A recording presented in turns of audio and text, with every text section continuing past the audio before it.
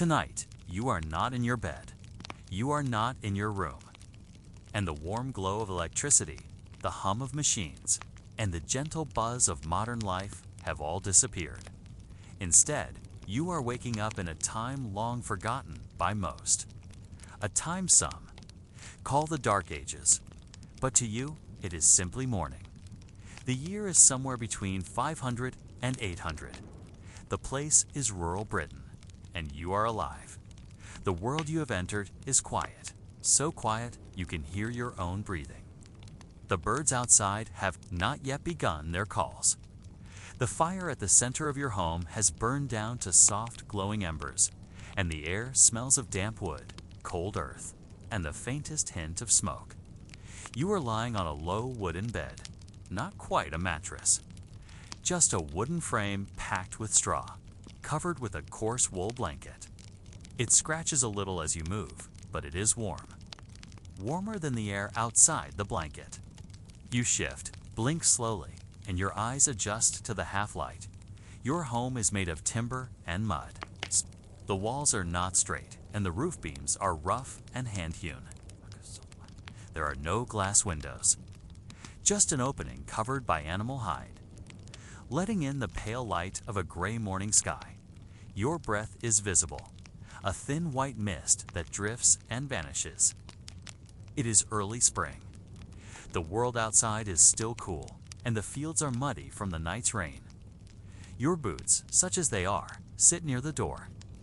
Leather hand-stitched and worn from use. You are about 16 years old. Your life has never known a written calendar, a clock, or a printed book. You know the months by the names of the moon, the planting moon, the harvest moon, the long night moon. You know the seasons by the feel of the wind and the look of the trees. You know the time by the position of the sun and the rhythm of the birds. Your family lives together in a single-room dwelling. Your parents, your younger siblings, and your grandmother all sleep in the same space. Privacy is not a concept here. It has never been needed. Life is too full of work for secrets. As you sit up, the floor creaks gently. The boards are uneven. One of them always bends more than the others. You hear your mother stirring near the hearth. She is already at work, adding kindling to the embers, coaxing them back to life. Soon, there will be warmth again, and maybe something to eat. You stretch, pulling your wool tunic over your head.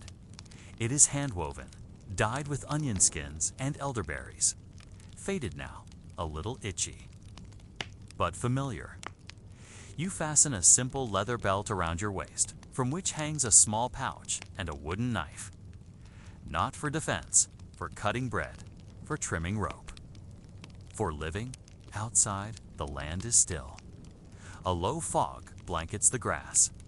Trees line the edge of the field beyond your home, gnarled and ancient. You have never left this valley. You have never seen the sea. The furthest you have ever walked is a 2-day journey to a nearby village to trade grain for salt. That was 3 summers ago. You still remember the way the old trader's donkey smelled? Like moss and sweat and something sweet. Your father is already outside. You can hear the soft thud of his hoe in the field, turning soil, preparing for the planting of barley. The grain that will be your bread for the winter to come, if it grows well. There are no storms. If the birds do not get to it first, your mother hands you a clay cup. Inside is warm water. Just water. No tea, no sugar. But it feels good against the cold inside your chest. You drink slowly and feel yourself return to your body. This is life here. Simple, harsh, but real. After the fire is fed, your mother moves to knead bread. Coarse flour, water, a little salt if any is left. You help. You always help. There is no choice. There is no leisure. Not yet in this world. Being born means being needed. Every hand, even small ones, must turn the wheel of survival. You have milked goats, gathered eggs, repaired fences, dug holes, patched clothing, helped birth lambs. and buried 2 siblings during the last harsh winter. Life and death are not ideas here. They are daily company. Today, you are meant to go. To the stream, you will collect water in a wooden bucket and check the fish traps. If you are lucky, a few trout may have wandered in overnight. That would be a blessing. Fish is a treat. It means protein. It means strength. Your village, if it can be called that, is a collection of about 20 homes. None of them larger than a single room. The people are quiet. Life is hard.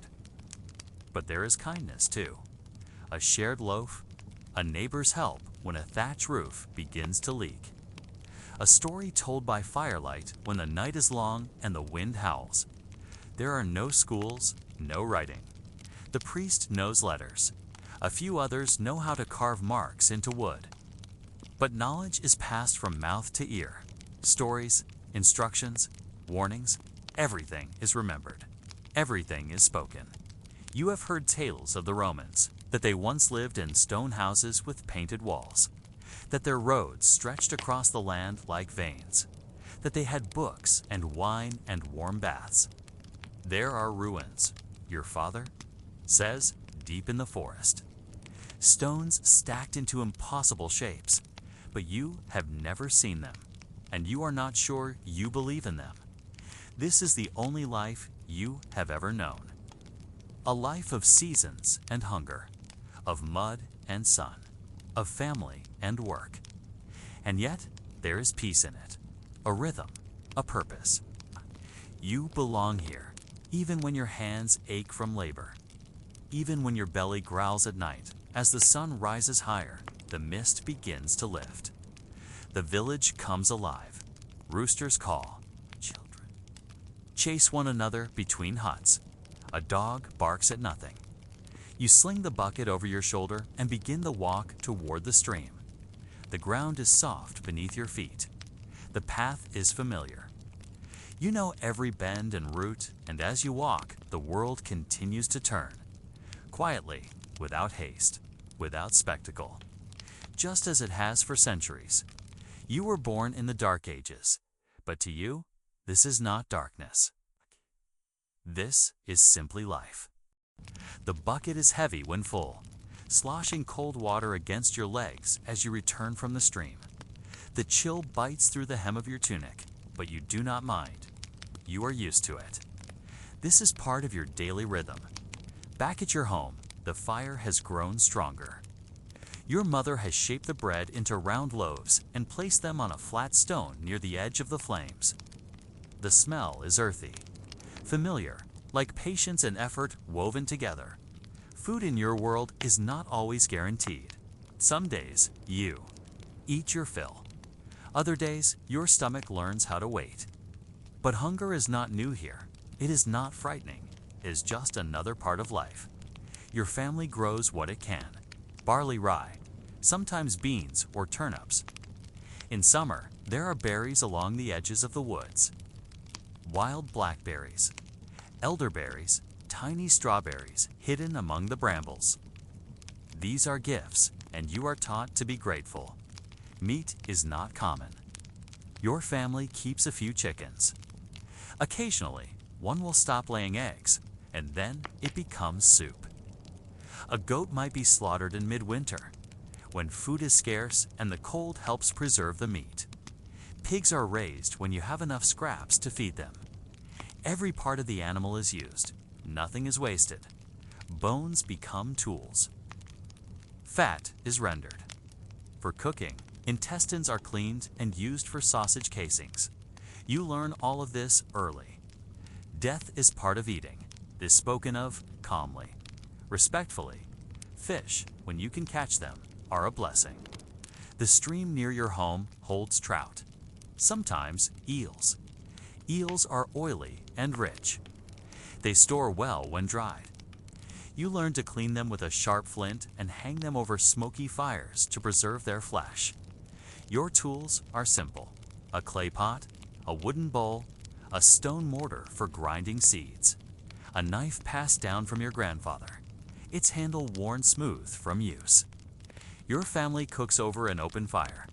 No stove, no oven, just fire, patience, and skill. Breakfast is often bread and water. If you are lucky, a bit of soft goat cheese or an apple from last autumn's store. Sometimes porridge made from barley. Boiled in water, it is thick and bland, but it fills the belly. Sweetening it with honey is rare. Honey is precious, harvested carefully from hives tucked deep in the woods. Bees are respected. Their work is slow, like yours. Lunch might be a broth made from boiled roots and herbs. Wild garlic, leeks, nettles. Things found near the hedgerows. Your mother knows what is safe. She was taught by her mother, and now she teaches you. Poisonous plants are part of the world too. Mistakes are not forgiven. In the evenings, when work is done and the sun begins to fall behind the hills, dinner is the biggest meal. Bread again, maybe some dried meat.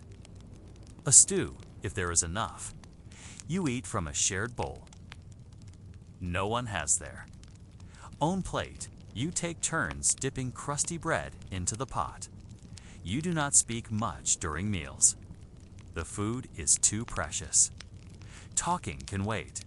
There are no spices, no sugar, no sauces. Just salt, if you have it, and herbs from your garden. Sometimes you crave flavor, but more often you crave fullness. Calories matter more than taste. During feasts, the table is different. Feasts happen after harvest, after slaughter, after marriage or birth. Then, everyone brings what they can. A roasted pig. Boiled cabbage. Bread shaped into patterns. Your village gathers around long wooden tables, or sometimes outside if the weather is fair. There is laughter. Song. The passing of jugs filled with ale or mead. For a night, the hunger is forgotten. Your drink is water from the stream, or ale, weak and barely fermented. The water is not always clean. Boiling it helps. Ale is safer and easier to keep. Children drink it too, though not the strong kind. Fermented drinks are part of life. They preserve calories and keep sickness at bay. Wine is rare, a luxury for lords and monks. You have tasted it once when a traveling priest visited your village. It was red and sharp. You did not like it. But your father said it reminded him of the old stories. Of Rome, of times before when food runs low, your family becomes creative. Bark from certain trees, scraped and boiled. Acorns ground into meal and soaked to remove their bitterness. Even dried mosses soaked in broth to give the illusion of substance. These are not delicacies. They are memories. They leave your stomach full, but your body weak. Storage is essential. In your home, a pit is dug in the corner, lined with stones and covered with a lid of wood and straw. Here, food is kept cool. In summer, dried meat hangs from the rafters, wrapped in cloth to keep out insects. Grain is stored in sacks or sealed jars, guarded against rats. Your family knows how to preserve. Smoking, drying, salting, these are not arts. They are necessities.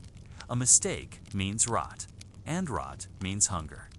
Trade brings new things, but trade is slow.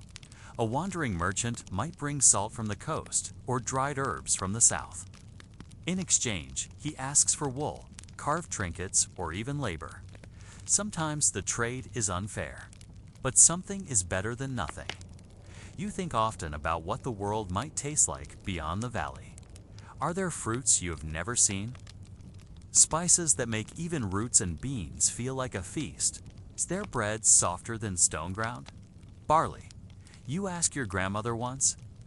She says the Romans had fruit called oranges, sweet and round and golden like the sun. You cannot imagine it, but you try. The table is more than a place to eat. 'Tis where stories are told. Where your father speaks of the year the frost came early. Where your mother hums a lullaby as she serves stew. Where you sit with your brother and quietly count how many bites are left. It is a place of comfort. of memory, there is hunger here. Always, but there is also care. Each meal is a small victory. Each bite, a reminder that you have made it another day. In the dark ages, food is not a luxury. It is not art, it is survival. And in every bite, there is history, there is labor, there is love. You are already dressed by sunrise, because sleep in the dark ages ends not with an alarm, but with light. Your tunic is simple wool, hand-woven, dyed in muted tones from plants and bark. Nothing showy, just a deep brown or green. That helps you blend with the land. Clothes here are not fashion, they are function. You do not own many garments to tunics. Perhaps maybe a third. If your family is well off, one is always drying by the hearth while you wear the other underneath.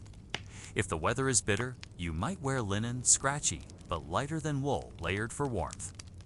Not comfort. Your mother spun the thread, or your sister did, using a drop spindle. One strand at a time, she sat for hours, twisting fiber from sheep's wool, carding it until it softened the loom, if your family owns one. Is in the corner of your home, wooden and large. It creaks with every pull of the thread, a familiar rhythm that marks the season's dyes. Are made from whatever can be found wove. 4 blue matter, root for red walnut husks, 4 brown. The colors are never. Vibrant they are, quiet, soft, like the hills you live among. Buttons are rare. Most of your clothing is tied with leather thongs or fastened with simple pins, if you are lucky. A bronze brooch from your grandmother's time, or a clasp carved from bone. Your shoes are leather, rough, softened by oil. They are laced around your ankles and patched many times. They do not last long. Wet fields wear them down. Stones split the soles.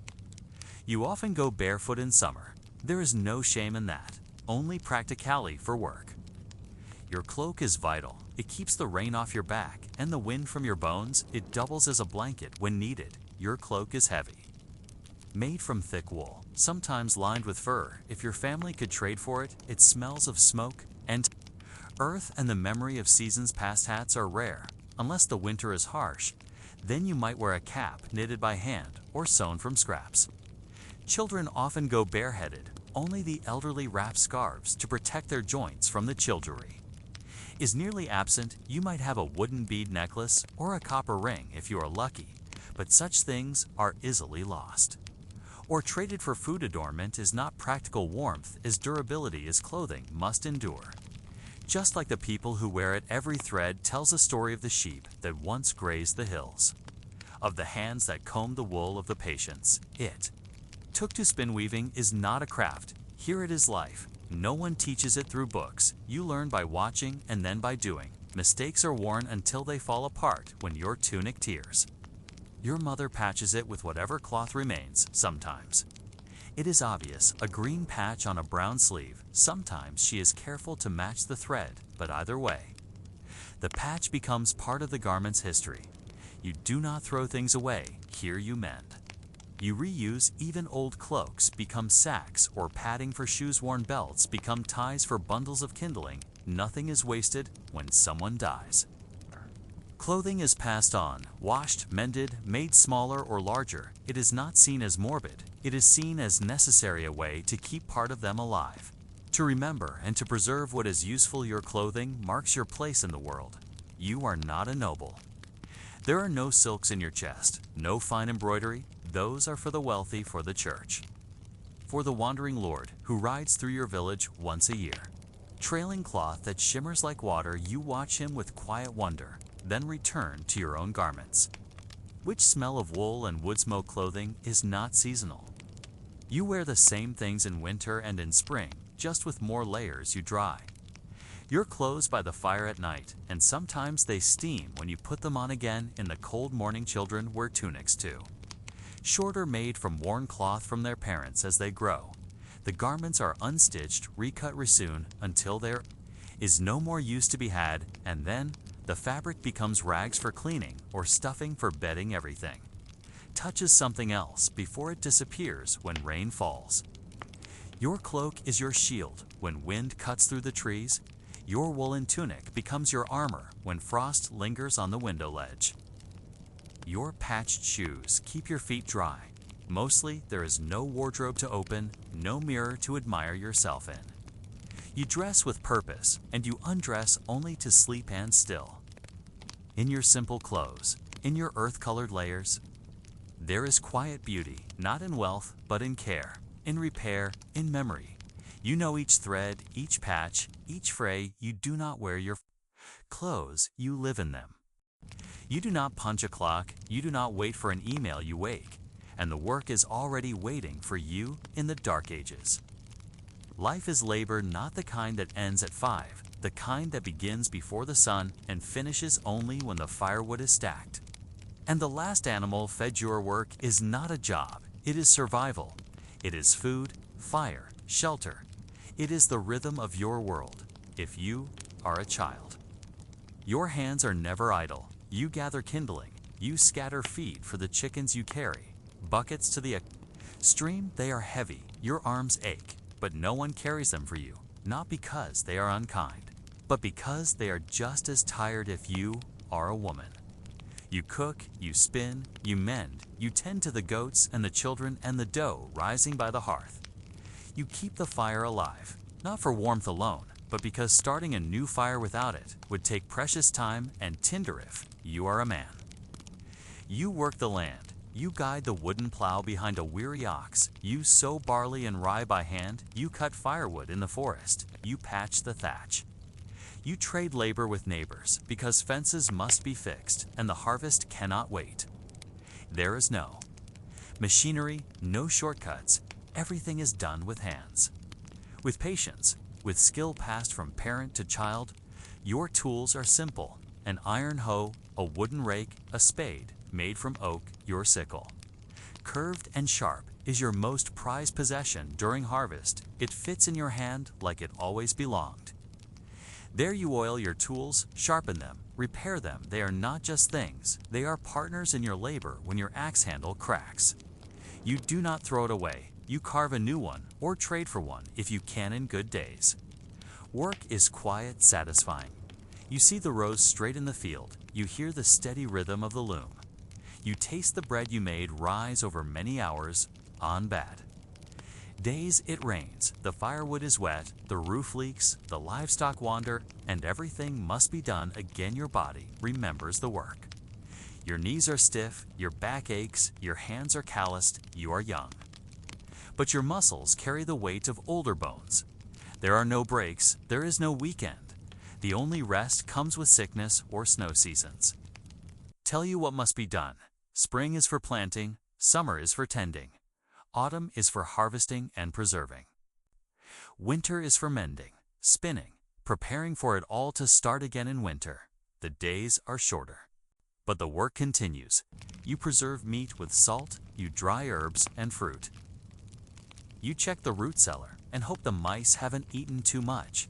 You hope nothing spoils, because if it does, there is no store to replace. Work never ends, but you. Do not resent it, because you have always known this way of life. You know that your hands are useful, that your efforts feed your family, and that the warmth of your hearth is built with your labor. You work together. You do not live alone on a hill. You are part of a village, a small community of people who know your name. You help one another fix each other's roofs. Share the heavy lifting of harvest, exchange food when one has plenty and another has less. The blacksmith is a vital figure.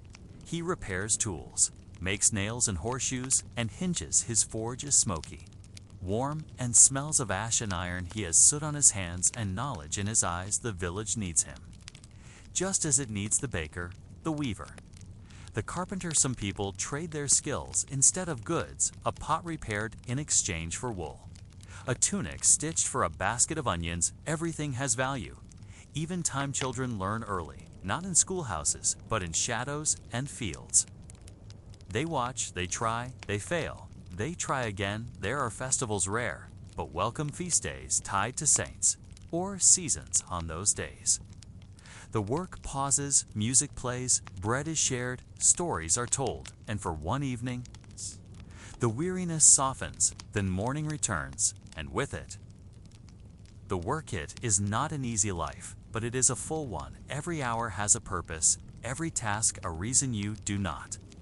Wish for ease, only for enough food, enough warmth, enough strength to get through the next day, and that is what work gives you. Not wealth, but the chance to continue to eat, to endure, to live another day beneath the sky in the dark ages. That is everything. The kitchen is not a room, it is a corner near the fire. A place where the pot hangs on a hook and the bread rises in a clay oven built into the wall. There are no cupboards, no sink, no polished counters, but it is where survival simmers quietly each day. You do not cook with recipes, you cook with memory, with habit, with whatever you have. The morning begins with bread. Always bread. It is coarse and dark, made from barley or rye wheat, is too precious. Too rare sometimes. The flour is stretched with ground beans or mashed chestnut stew. Mix it with water. Sometimes with a little milk. If the cow has given enough, you let it rise by the heat of the hearth, not too close. Or it burns not too far. Or it stays flat and heavy. There is no yeast like you know today. Only sourdough, passed down like a family heirloom. Each loaf carries the wildness of the air. Each bite tastes a little like your land. The bread is hard. It does not fluff or flake, but it fills your belly, and when dipped in broth, it becomes soft and kind. Most meals are stews, thick and slow and built across hours.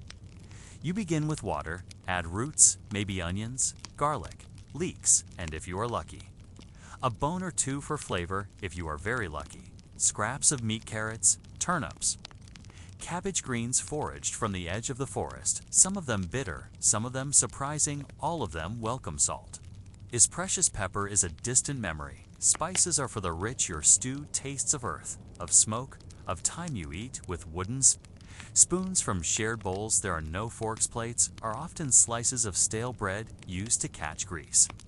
Sometimes you eat straight from the cooking pot, especially in winter, when every crumb must be claimed. You drink ale not because you wish to be merry, but because the water is not always clean.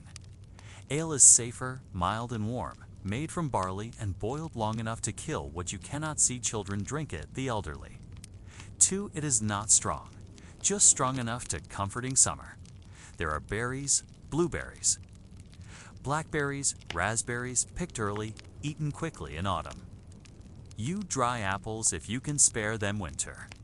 You open jars of preserved turnips or reach deep into the root cellar.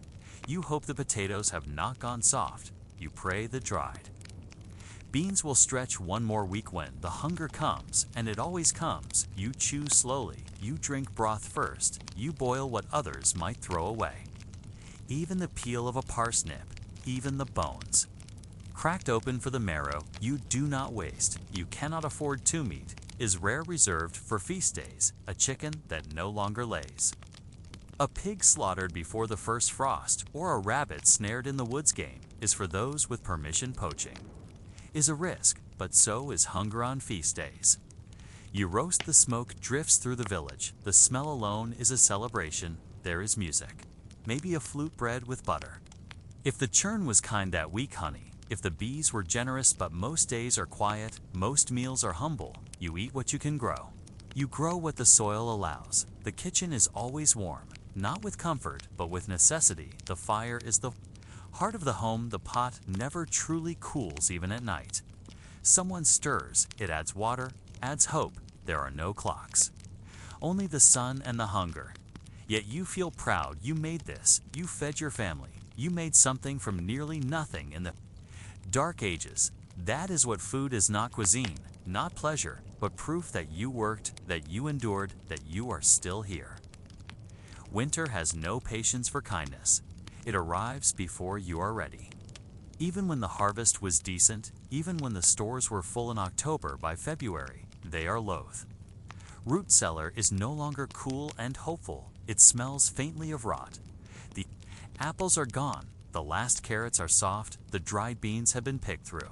And the cabbage heads are tired of pretending to be fresh. You eat less, not by choice, but because there is less to eat. Your meals shrink. The stew stretches further. but tastes thinner, the bread grows denser. You boil bones again, then again, until the flavor fades to almost nothing. Children's chew bark. Not for flavor, but for the illusion of fullness. Elders speak less because speech takes energy, and energy is A. Luxury. Now some families grind acorns, leach the bitterness with many rinses. Mix it with barley and call it flour. It tastes wrong, but it fills a belly for a while. You dream of butter, of thick slices of soft bread, of a piece of meat that does not need explaining. Instead, you drink broth, you chew slowly, you ration more than food, you ration hope when the livestock die. You do not bury them, you butcher and thank them for lasting this long. The chickens stop laying, the goats stop giving, even the mice begin to look desperate in lean years. There are stories of neighbors disappearing, of dogs missing, of meat that tastes strange. You do not ask, you do not want to know. Sometimes hunger is a thief. Other times it is a slow and silent guest, sitting beside you at every meal, stealing only a little each day. You hear the wind outside, it knocks against the shutters, it groans in the chimney. But inside, there is quiet. Even children do not play in winter. They sit near the hearth, watching the pot, waiting for what it will offer. You grow thinner. Your clothes hang looser, your bones ache more, and yet you go on each morning. You rise, knead the bread, stir the pot, tend the fire, because even hunger, even the kind that makes your vision dim, cannot fully take your will. You still gather kindling, still scrape lichen from stones, still patch shoes, still whisper prayers. Winter cannot be reasoned with, but it can be outlasted. You mark the days not on a calendar, but by how much is left in the storeroom. How many candles remain, how many cold mornings your fingers can still work the latch, and when the thaw comes, as it always does, you cry a little. Not because the snow is melting, but because you survived again. You made it through one more season, one more trial, one more test from the land. In the dark ages, winter does not come just to visit. It comes to ask a question. Are you ready? And did you prepare enough? Your answer is written in your body, in the lines of your face, in the depth of your hunger, and the strength of your quiet endurance. You were not born into comfort. You were born into cold mornings and rough wool, into the smell of wet soil and smoke, into a world where survival was the first lesson and play came later. If there was time, your cradle was a basket lined with animal fur. Your lullaby was the low murmur of your mother, stirring the pot, the wind rattling the shutters, the steady breath of animals in the next room, because you shared a room with animals, not pets, but laborers. The family's ox or goat or chickens, live just beyond a wooden partition, their body heat helping to warm the house. Your toys were simple, a carved stick, a smooth stone, a bundle of rags that resembled a doll. Your imagination did the rest. No brightly colored paints, no books, no music box with a tune, just the stories your grandmother whispered, tales of spirits in the woods, giants in the hills, and saints who once walked these muddy paths. You were put to work early, not cruelly, but by necessity. You fetched water, you gathered kindling. You fed chickens, you followed your mother into the herb patch, your father into the fields, learning not from lectures, but from the rhythm of hands and seasons. You knew hunger, you knew it before you knew your letters, if you learned letters at all. School was rare. Maybe the local priest taught a few boys to read the Psalms. Maybe not, but you learned other things, how to mend a net, how to shape a pot, how to know which mushrooms fed and which ones killed. You learned to listen to the creak of a roof, beam to the distant howl of wolves, to the silence that meant someone was coming. You played too in the dirt in the woods with other barefoot children who also knew the sting of nettles. You ran after pigs.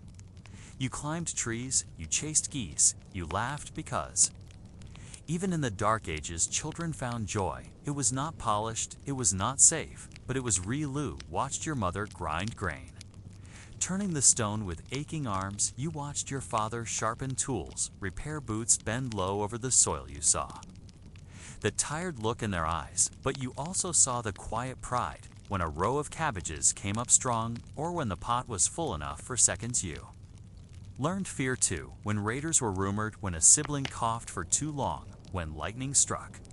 The barn you learned that bad things came without warning, and that grown-ups could not always stop them, but you also learned to endure to carry a sibling on your back, to sit beside a sick sheep, to hold a candle when the midwife arrived late at night. You knew life was fragile, and you knew life went on by 10 years old. You had buried someone you loved, maybe a grandparent, maybe a neighbor, and you had still gotten up the next day to gather eggs, to haul water.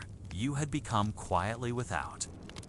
Noticing one more thread in the great woven fabric of survival, a child of the dark ages, not pitied, not forgotten, but rooted in the soil, tethered to the land, and growing into someone strong enough to face whatever came next. You were not born into comfort, you were born into cold mornings and rough wool, into the smell of wet soil and smoke, into a world where survival was the first lesson and play came later. If there was time, your cradle was a basket lined with animal. For your lullaby was the low murmur of your mother, stirring the pot, the wind rattling the shutters. The steady breath of animals in the next room, because you shared a room with animals, not pets, but laborers. The family's ox or goat or chickens. Lived just beyond a wooden partition. Their body heat helping to warm the house. Your toys were simple. A carved stick, a smooth stone. A bundle of rags that resembled a doll. Your imagination did the rest. No brightly colored paints, no books, no music. Box with a tune, just the stories your grandmother whispered, tales of spirits in the woods, giants in the hills, and saints who once walked these muddy paths. You were put to work early, not cruelly, but by necessity. You fetched water, you gathered kindling. You fed chickens, you followed your mother into the herb patch, your father into the fields, learning not from lectures, but from the rhythm of hands and seasons. You knew hunger. You knew it before you knew your letters, if you learned letters at all. School was rare. Maybe the local priest taught a few boys to read the Psalms. Maybe not, but you learned other things, how to mend a net, how to shape a pot, how to know which mushrooms fed and which ones killed you. Learned to listen to the creak of a roof. Beamed to the distant howl of wolves, to the silence that meant someone was coming. You played too in the dirt in the woods, with other barefoot children who also knew the sting of nettles. You ran after pigs. You climbed trees, you chased geese, you laughed because, even in the dark ages, children found joy. It was not polished, it was not safe, but it was realio. Watched your mother grind grain. Turning the stone with aching arms, you watched your father sharpen tools, repair boots, bend low over the soil. You saw the tired look in their eyes, but you also saw the quiet pride when a row of cabbages came up strong, or when the pot was full enough for seconds. You learned fear too, when raiders were rumored, when a sibling coughed for too long, when lightning struck. The barn you learned that bad things came without warning, and that grown-ups could not always stop them. But you also learned to endure to carry a sibling on your back, to sit beside a sick sheep, to hold a candle when the midwife arrived late at night. You knew life was fragile, and you knew life went on by. 10 years old, you had buried someone you loved, maybe a grandparent, maybe a neighbor, and you had still gotten up the next day to gather eggs, to haul water. You had become quietly without. Noticing one more thread in the great woven fabric of survival, a child of the dark ages, not pitied, not forgotten, but rooted in the soil, tethered to the land, and growing into someone strong enough to face whatever came next. If you were not born to farm or fight, if your family had ties to the church or too many mouths to feed, you might have found yourself behind stone walls long before you understood why you entered the monastery young, 7 or 8, your head shaved. Your name perhaps changed your voice, lowered your curiosity, met with discipline. The monastery was not a place of freedom, but of order, of repetition, of rules older than you could imagine. You woke before the sun at the sound of a bell, not an alarm, but a call to prayer, to begin the first of many moments of kneeling, whispering, listening. Your bed was a straw mat, your pillow maybe a folded cloak. You rose in cold, dressed in the dark, and walked silent halls by candlelight. Meals were silent too. You ate not to enjoy, but to nourish. Boiled beans, coarse bread, sometimes cheese, rarely meat. And feast days, There might be fish or eggs, maybe a dried fig from far away. Passed around with reverence wine came in sips, not celebration, but ritually you sat. In Ro's eyes, down listening not to conversation, but to the words of Scripture being read aloud by a robed figure near the hearth your days were shaped by bells. Work, prayer, study prayer, again you scrubbed floors, you tilled the monastery gardens. You copied texts by hand, each letter formed with care, each smudge earning a gentle correction, and always there was silence, not total. But deliberate words were reserved for prayer, for chant, for instruction, and, in that silence, something grew, not boredom. But stillness your mind became a quiet place, a space where thoughts could stretch without interruption, where you could reflect, memorize, imagine thee. Monastery was not only a place of faith, but of learning. You read old scrolls, you heard stories of saints, of martyrs, of miracles that once echoed through these stone corridors. The books were treasures few and fragile, copied by generations before you. Their pages were vellum, their ink made from oak galls, their meaning sacred. You knew Latin even. If you did not know how to plow, you knew how to mix pigments, even if you had never built a fence. But you also knew humility. You bowed often, you asked forgiveness, you washed the feet of guests, and shared your cloak when someone had none. Your world was small: the chapel, the cloister, the scriptorium, the refectory, and the gardens beyond. But your mind roamed centuries. Dark ages outside might be filled with uncertainty, with violence, with hunger. But behind these walls, there was rhythm there. Was purpose there, was faith, Evan. If you doubted, you prayed, Evan. If you hungered, you fasted with discipline. And even if you longed for the world beyond, you stayed, you served, you became part of the quiet machinery that preserved knowledge-fed travelers, tended the sick, and recorded the passing of time, one illuminated page at a time, and when evening bells rang, you knelt again, whispered your final prayers, and lay down to sleep beneath the high beams of your cold stone cell. The wind howled outside, but inside it was still simple, sacred. You hear the bell long before you see the crowd, a low iron clang from the church tower announcing market day. It only happens once a week. And only if the roads are passable, if the weather cooperates, if the cattle aren't sick, if no raiders have been spotted nearby. But today the sun is out, the path is dry, and your pouch has a few worn coins that you've hidden carefully in a wool sock under your cloak. You step into the square. And it's not square at all, just a widening of the road where wooden carts gather, where smells mix and voices rise. The scent of hay, of sweat, of baked onions, a whiff of pig dung. And a trace of rosemary. A boy passes holding 3 geese tied together with twine. They honk in protest. He doesn't flinch.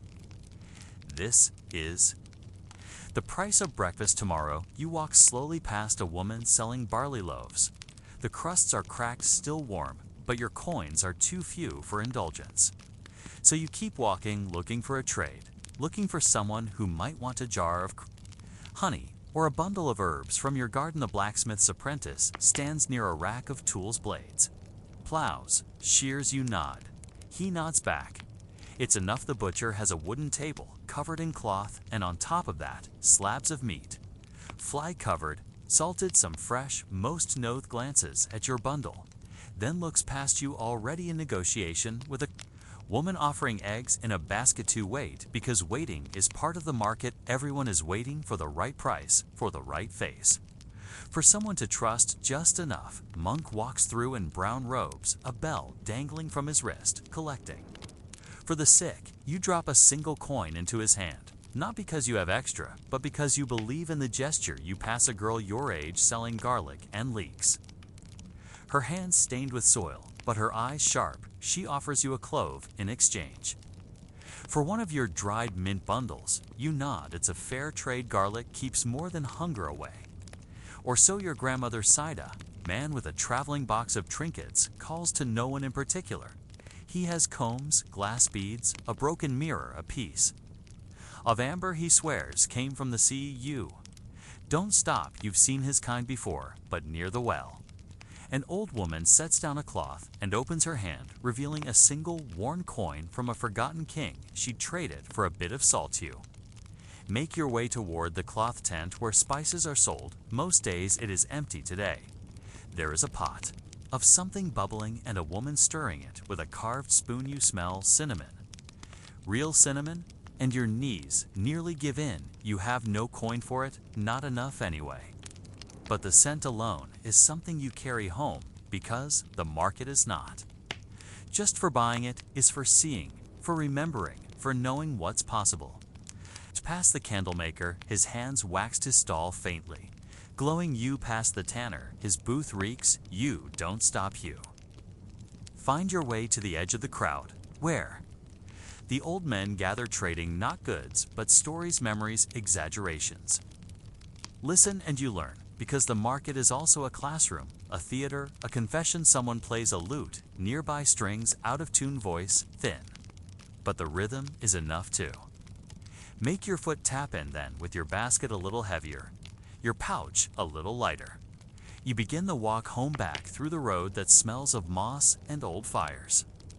Past the field with 3 sheep, 2 chickens, and 1 loud goose, who always seems offended, and, as the sun dips low and the market quiets, you already begin to plan for next week. Maybe you'll bring more mint. Or some dried apples. Maybe next time you'll have enough for a taste of that cinnamon broth. For now you boil leeks. And garlic and share stories at the fire, because even the smallest coin can stretch far in the careful hands of someone born in the Dark Ages. Charms and cures the healing hands of the Dark Ages. You wake with a tightness in your chest, a cough that rattles, and a weight behind your eyes that was not there the night before. Mother presses a hand to your forehead, then nods once without a word. She leaves the room. Moments later, you hear her calling down the lane for the woman they call the herb wife, the healer, the one who knows what to do when the body forgets how to behave. She arrives with a basket that smells like the forest after rain. There are jars clinking softly inside, and sprigs of green poking out from beneath the lid. She does not ask many questions. She looks at your hands, your tongue. She listens to your breath, counts the seconds between each wheeze. Then she begins a bowl of water, heated but not boiling. Into it, she drops dried elderflower, a pinch of yarrow, a strip of bark from the willow tree. She crushes garlic, adds honey, and stirs with a spoon carved from ash. Would you sip the mixture slowly?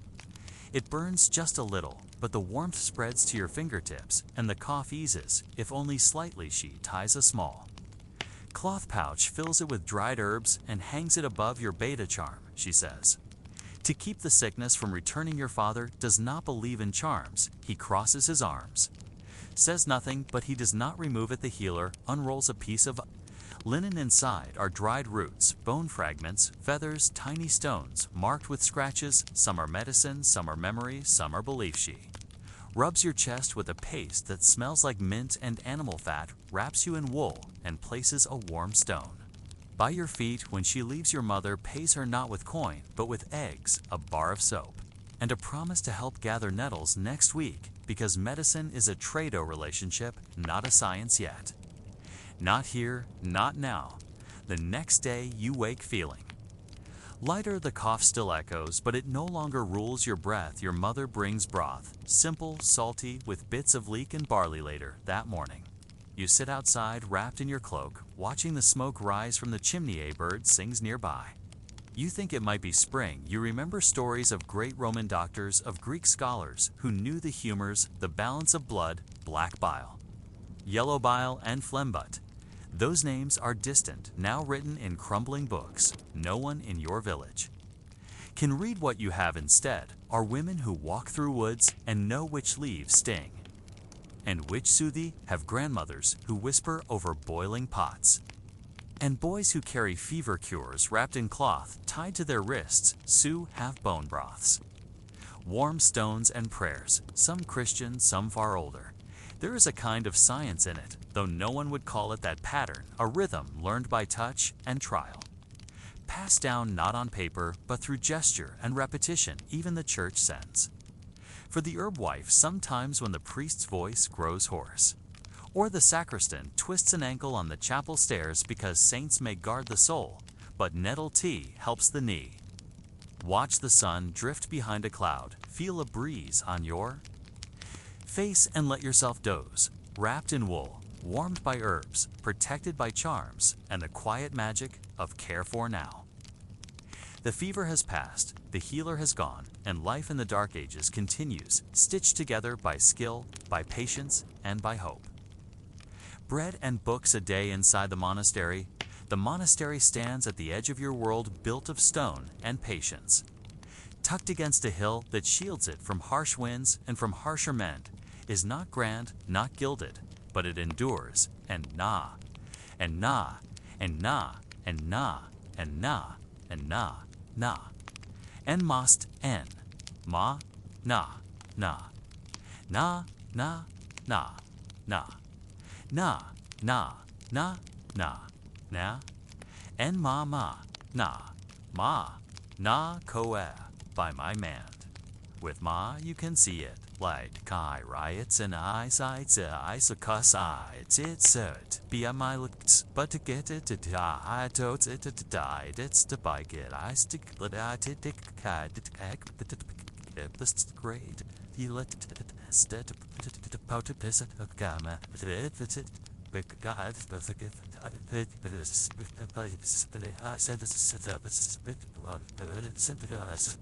in the Dark Ages, that is more than most places can promise you. Walk there at dawn, sent by your village with a basket of eggs and dried beans.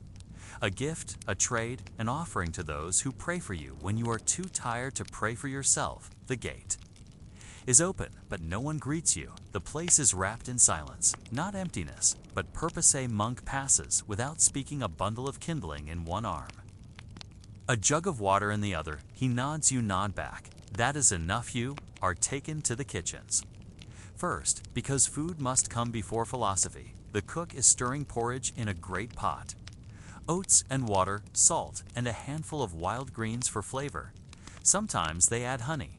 Not today. He accepts your basket, expects each egg with a glance, approves. Silently, then sets a bowl of porridge on the table for you. You eat with a wooden spoon. The porridge is warm, filling, simple, and strangely comforting afterward. You're allowed to sit in the scriptorium where the monks copy books by hand, not for money, not for fame, but because someone must remember how to read, how to write, how to think. The room smells of ink and sheepskin parchment, of wax and damp stone markling splesh. Candle flickers as one monk leans over a page, his hand steady, his letters careful. Is copying a gospel, each line taking minutes, each symbol precise beside him. Another monk illustrates a capital letter, a single A, twisting into a vine. Surrounded by birds no one has seen, but everyone believes once flew there. Are other books here? Not just prayers, but herbals and histories. And the words of men long dead in lands you've never seen. One book contains recipes. Another lists planting seasons, another tracks the phases of the moon. Because here, faith does not cancel knowledge, it shelters it, preserves it like salted meat, safe until the world is ready. Again the bell rings at midday, the monks rise, file into the chapel, you stay behind. Because this is not your prayer, but there still you feel something in the stone, in the air. A kind of peace not found outside these walls. Later, you help in the garden, pulling weeds from a row of cabbages. The monk beside you hums a song in Latin. You do not understand the words, but the tune stays with you. He hands you a sprig of mint, tells you to chew it for your breath. You smile to thank him as evening comes. You prepare to leave. Your hands smell of earth. Your belly is full. Your mind little heavier with thoughts you don't quite know how to name. The monk at the gate presses a small loaf of bread into your hands. It is hard, crusty, wrapped in cloth. Who will take it home? Break it with your family, and they will ask what the monastery is like. You will try to explain the quiet, the pages, the way a simple room can feel holy. Without needing gold, you will not quite succeed, but that is all right, because the monastery is not just a building. It is a memory in stone. A place where the old world still breathes quietly, waiting for the light to return. The forest folk life beyond the fields. The forest begins where the fields end. It is not marked by a sign or a fence, but by a change in sound, a hush. It's as if the trees are listening. You step beneath the canopy, the light changes filtered through. Leaves like stained glass, the air is damp, cool, carrying the scent of moss, earth, and old bark in the village. The forest is something whispered about, a place of danger. And sometimes wonder here live the woodsmen, the charcoal burners, the trappers. And hunters and others who do not live by the church bell or plow you are visiting today, bringing a knife to be sharpened. And maybe a story to bring back. The path is narrow, root-twisted, but familiar. A child runs past you, barefoot laughing. A squirrel clings to her shoulder like a pet. You follow the sound of chopping. It leads to a clearing where a man splits logs with a steady rhythm. His shirt is patched, his beard full, his axe sharp. He greets you with a nod, his words few but not unkind. He sharpens your knife with a whetstone, pausing only to spit and test the edge against a thread of bark. As he works, you look around. The clearing is a life. A world built in wood and smokehouse, small hut with a roof of thatch and pine. A smokehouse, a row of drying herbs, rabbit skins stretched on frames, a child's wooden toy carved by hand, left forgotten in the dirt. They live simply, but not poorly. Their food comes from the forest. Their medicine to you are offered, a bowl of stew thick with roots, mushrooms, and something unspoken you accept because refusing would be rude. And because you are curious, it tastes earthy, savory, foreign, but satisfying after the meal. The woman of the hut shows you her herbal stock, dried nettle for blood, yarrow for wounds, elderflower for fever. She knows the woods like you know your garden, except hers stretches for miles. And whispers when the wind is right to help them gather firewood, stacking logs with care. Feeling the weight of each one, the forest is not silent. You hear birds. The crack of branches, a distant howl that could be a wolf or just the wind. No one comments on it. They have heard it before as dusk approaches. Smoke curls from chimneys, not from coal, but from peat, dry and dark, sliced from the ground like a muddy brick. They light a torch to guide your way back and walk you to the edge of the woods. Before you leave, the man presses something into your hand. A charm made of wood and twine, a token for safe passage. You thank him even if you do not believe in such things, because it matters to him, and now it matters to you. When you return to the village, the sky is purple, the fields quiet. The familiar sounds return, distant voices, the bark of a dog, the clang of a pot hand, yet you carry something of the forest. With you now a silence, a rhythm, a knowing. The woods are not just a backdrop to your life. They are another world living beside yours, older stranger, and full of stories yet to be told. The mill and the miller turning grain into life at the edge of the stream. Where the water runs fast and cold, stands the mill is not beautiful. Its wooden sides are mossy, its stones worn smooth. But to your village, it is life, because here grain becomes flour, and flour becomes bread, and bread means survival. The miller is already at work. You hear the grindstone turning a deep, slow rhythm like the heartbeat of the earth. Wheel creaks fed by the racing stream, each rotation pulling the heavy stones into motion. You step inside. The air is thick with dust, not unpleasant, but dry and heavy. It coats the floor, the beams, your hair. Everything has the same pale film of flour. Miller greets you with a grunt. His hands are white with dust. His shirt clings with sweat. He has done this since he was a boy. His father did the same, and his son is learning now. Quietly watching in the corner, you brought barley carried in a sack across your back. It will feed your family through winter, if the rats do not find it first. The miller weighs it, then pours it carefully into the hopper, the funnel that feeds the grinding stones. The sound is steady, soothing like rain on a roof or waves against the shore. You watch the flour fall soft and fine into a waiting sack. This flour will be baked in the village oven, shared by many. Because not every home has a fire hot enough for breads. Some families trade eggs, others cheese or firewood, but all bring grain. You sit by the door, listening to the stones. Watching the sun pass across the doorway, the miller offers a cup of water cold from the stream. You drink, thank him, and say little. The mill is not a place for chatter. It is a place for patience, for waiting, for trusting that the work will turn out. Right outside, the stream gurgles on, as if unaware of its own importance. It turns the wheel, feeds the stones, feeds the people. The miller dusts his hands on his apron, then checks the stones again, adjusting them by feel. Not by numbers, but by instinct too. Close, and they scorch the grain too wide, and the flour is coarse and useless. This balance is learned over years past, from father to son, not written in books, but carried in muscle memory. He shows you the sifting frame, a wooden tray with mash too. Catch any husks to make the flour smoother. You help shaking the tray back and forth, watching the flour fall like soft snow when your sack is full.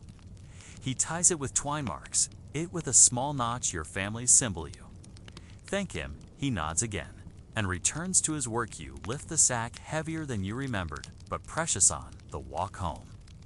You think of bread rising by the fire of crust and warmth and the scent that fills the air.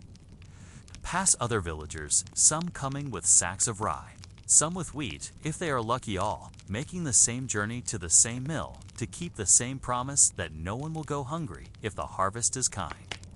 And the stones keep turning at home.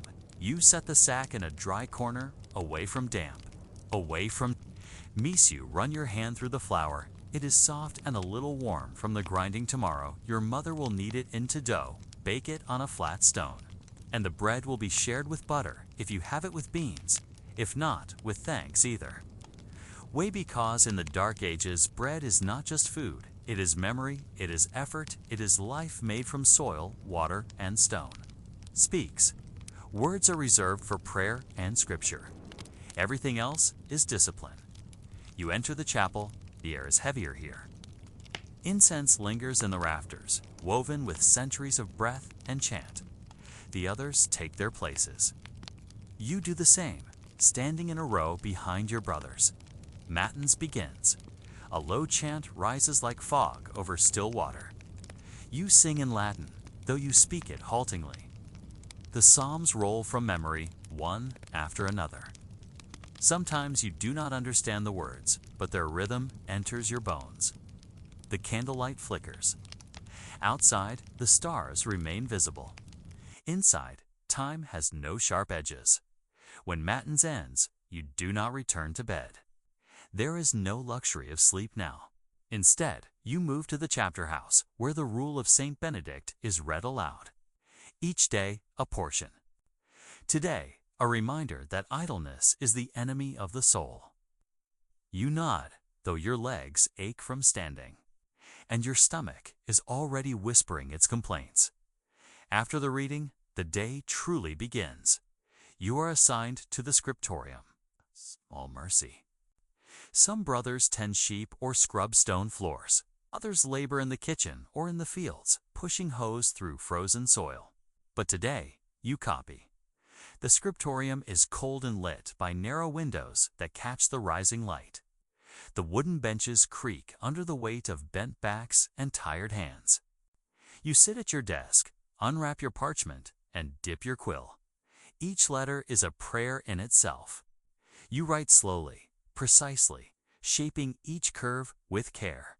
Mistakes mean scraping and reapplying ink, a task that ruins both rhythm and patience. You are copying a book of hours, a devotional text. The work has taken months, and the margins are already decorated with delicate vines and gold leaf by a more skilled brother. The silence here is complete. Only the scratch of pens and the shuffle of cloth. Once, someone coughs, and it sounds like thunder. You glance up, see the abbot passing silently between desks, nodding at the neater lines, frowning at the ink stains. Mid-morning brings a short break. You are allowed a piece of coarse bread and a cup of thin ale. The bread is made from barley and rye, heavy and dry. You chew slowly, watching the birds outside the window. Sparrows flit across the cloister garden, unbothered by rules or vows. After the meal, you walk the cloisters in silence. The stone arches curve above your head, framing the open sky. In the center, herbs grow in raised beds: lavender, mint, and thyme. A brother passes you carrying a basket of calendula, heading toward the infirmary. You nod in greeting, but say nothing.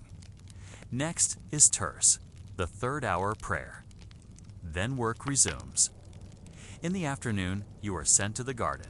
You weed, water, and prune under the watchful eye of Brother Cedric, who once served as a herbalist in a noble's household before taking the vows. He names every plant in Latin and English. His voice is the only one you hear for hours, low and soothing as he speaks of healing and soil. He hands you a root, tells you it will help those with fevers. You nod and place it gently in the basket. As the sun dips toward the west, the bell rings again. Vespers, you gather once more in the chapel. Your legs tired from kneeling, your voice quieter than this morning. The candle flames are brighter now, and the shadows longer. The chant is slower too, as if the words themselves are tired after Vespers, the evening meal. A bowl of pottage, thick with beans and turnips, sometimes fish, sometimes only broth. There is bread again, and watered wine. The brothers eat in silence while one of them reads from Scripture. You listen between bites, your spoon scraping wood. Then comes Compline, the final prayer of the day. It is short, peaceful, a farewell to the daylight. The abbot offers a blessing. The candles are extinguished one by one. You walk back to your cell beneath a sky full of stars. The wind rustles the old shutters. You remove your habit, fold it neatly, and lie down again on the straw mattress. There are no soft blankets, no pillow except your folded cloak. But your body is tired in a good way, and your thoughts are quiet. The monastery keeps the world at bay. Outside, lords feud, armies march, and villages struggle. But here, inside these stone walls, time moves slowly. Days blur together, anchored by bells and prayers. It is not an easy life, but it is a clear one. As you drift into sleep, you think of the parchment you copied, the herbs you gathered, the psalm you sang in the dark. These are the small stones that build your life. Silent, simple, enduring. You sleep without dreams. Lords, lands, and labor life on a medieval manor, you awaken not in a cell of stone, but in a timber-framed hall with smoke curling faintly from the central hearth. Above you, thick beams stretch across the ceiling, blackened by years of fire, but sturdy still. The smell of wood smoke and wool clings to everything, from your tunic to the straw-filled bedding beneath you. The rooster crows beyond the shuttered window, and you know what time it is without needing to see the sky. This is the manor of rhythms set not by bells and psalms, but by seasons, soil, and the wishes of the Lord, whose name you've heard all your life, but rarely spoken to directly. You rise, stretching limbs still sore from yesterday's labors. Your hands are rough and calloused, shaped by sickle and spade. Beside you, your younger brother is still asleep, curled beneath a patchwork woolen blanket your mother spun seasons ago. You nudge him gently. There is work to do in the main room. The fire has already been stirred by your mother. She is kneeling by the hearth, warming a pot of pottage made from yesterday's scraps. She greets you with a nod, her hands busy as always. There is no time for lingering here. Your father is. Already outside, checking the animals, you step into the chill of morning. The manor is stirring. Smoke rises lazily from thatched roofs. Chickens scatter underfoot. Dogs bark distantly. Beyond the low fences, the fields wait. The barley is growing well, the rye less so. Rain came too hard last month and left the roots, soggy and unsure. You walk the narrow path toward the outer pens, where your father is inspecting the pigs. One is limping, and he curses softly under his breath. He gestures for you to fetch a splint. The animals are not just food. They are coin. Rent, favor, and survival. The manor stretches far beyond the cluster of peasant huts. There's the mill by the stream, always busy. The blacksmith's shed, where iron tools are mended and shaped with heat and rhythm. And rising above it all is the manor house itself. Built of stone and timber, its upper stories jutted out like the chin of a proud face. The Lord Steward will ride down later today, as he does twice a week, to collect updates and announce tasks. You and your neighbors gather near the well when he arrives, the leather of his boots to clean, the plume on his cap bobbing like a cocky bird. He reads from a list, words drawn from parchment and ink. The wheat fields near the edge of the forest. Need clearing? A fallen tree has blocked the cart path. 2 pigs from Old Tome's pen must be delivered to the reeve. You are assigned to assist the carpenter's son in replacing a section of the palisade. It is fair work, and you nod your understanding without question. Back at home, your mother is setting out cheese and dark bread. The bread is coarse, flavored faintly with the ashes from the hearth. The cheese is hard and aged from last winters. Milk, it fills your belly and readies you for the day ahead. You walk with the carpenter's son to the outer fields. He carries the tools. You carry the wooden stakes. The fence must be strong, not just to mark borders, but to keep out wild boar and wandering livestock. As you work, you talk about the harvest, about rumors of war in the south, about a girl he likes in the next village over. The hours pass beneath a sky that cannot decide between sun and drizzle. You work until your back aches and your hands sting. Then, when the sun sits just beyond the treetops, you stop. Evening returns you to the fire. Your siblings argue over a bone, and your mother silences them with a look. Your father sits on a stool, sharpening a sickle by the firelight. The steward's list will bring more work tomorrow. The grain must be turned, the hay stacked, the cider barrels checked before rot takes them. After supper, you walk out to the edge of the fields. The sky is pale and wide. Stars press through the last light. In the distance, an owl calls. Closer, you hear the low murmur of your neighbors returning to their homes. These are the sounds of the manor at rest. You sit by the old oak tree and press your back to the bark. Somewhere far off, people speak of crusades and kingdoms. But here, your world is measured in tools and fences, in harvests and winters, in the kindness of neighbors and the mood of the steward. It is a hard life. There is little comfort and even less certainty. But it is also a life with its own order. The soil gives and takes. The seasons speak. The work, though endless, has a shape as you return to your home. Passing the flickering windows of neighbors, you feel the quiet satisfaction of the day's end. You've done your share. You've earned your sleep. You lie back down beside your brother. The fire dims. The house settles with small creaks and sighs, and sleep finds you easily. Medieval markets, strange cures, and the hidden life of villagers, the rooster's second call pulls you from sleep. And this time, you do not linger. Today is market day. You rise quickly, pulling your tunic over your shoulders and lacing the woolen belt around your waist. A canvas sack waits by the door, packed the night before by your mother. Dried herbs, a wedge of hard cheese. 2 wooden spoons your grandfather carved last winter. You will try to trade these or sell them if the steward allows. Outside, the world is already in motion. Villagers press toward the main path leading. Out of the manor, bundled in cloaks and carrying baskets. Children tag along, sticky with sleep and curiosity. Kata rumbles ahead, its wheels creaking like the knees of an old man. The nearest market lies in a walled town 3 miles away. Once a Roman outpost, now a gathering of stone homes, smoke, and noise. The road is lined with hedgerows and old trees, and the air smells of earth and cow dung. As you walk, you pass other travelers. A barefoot friar murmuring to himself. A woman with eels in a net. Two boys carrying a goose tied with string.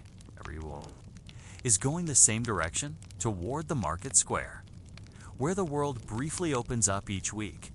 The gates of the town are open, watched by guards who do not stop you. The market has already begun. Bright cloth hangs from poles. Iron tools glint in the morning light. A baker shouts about pies.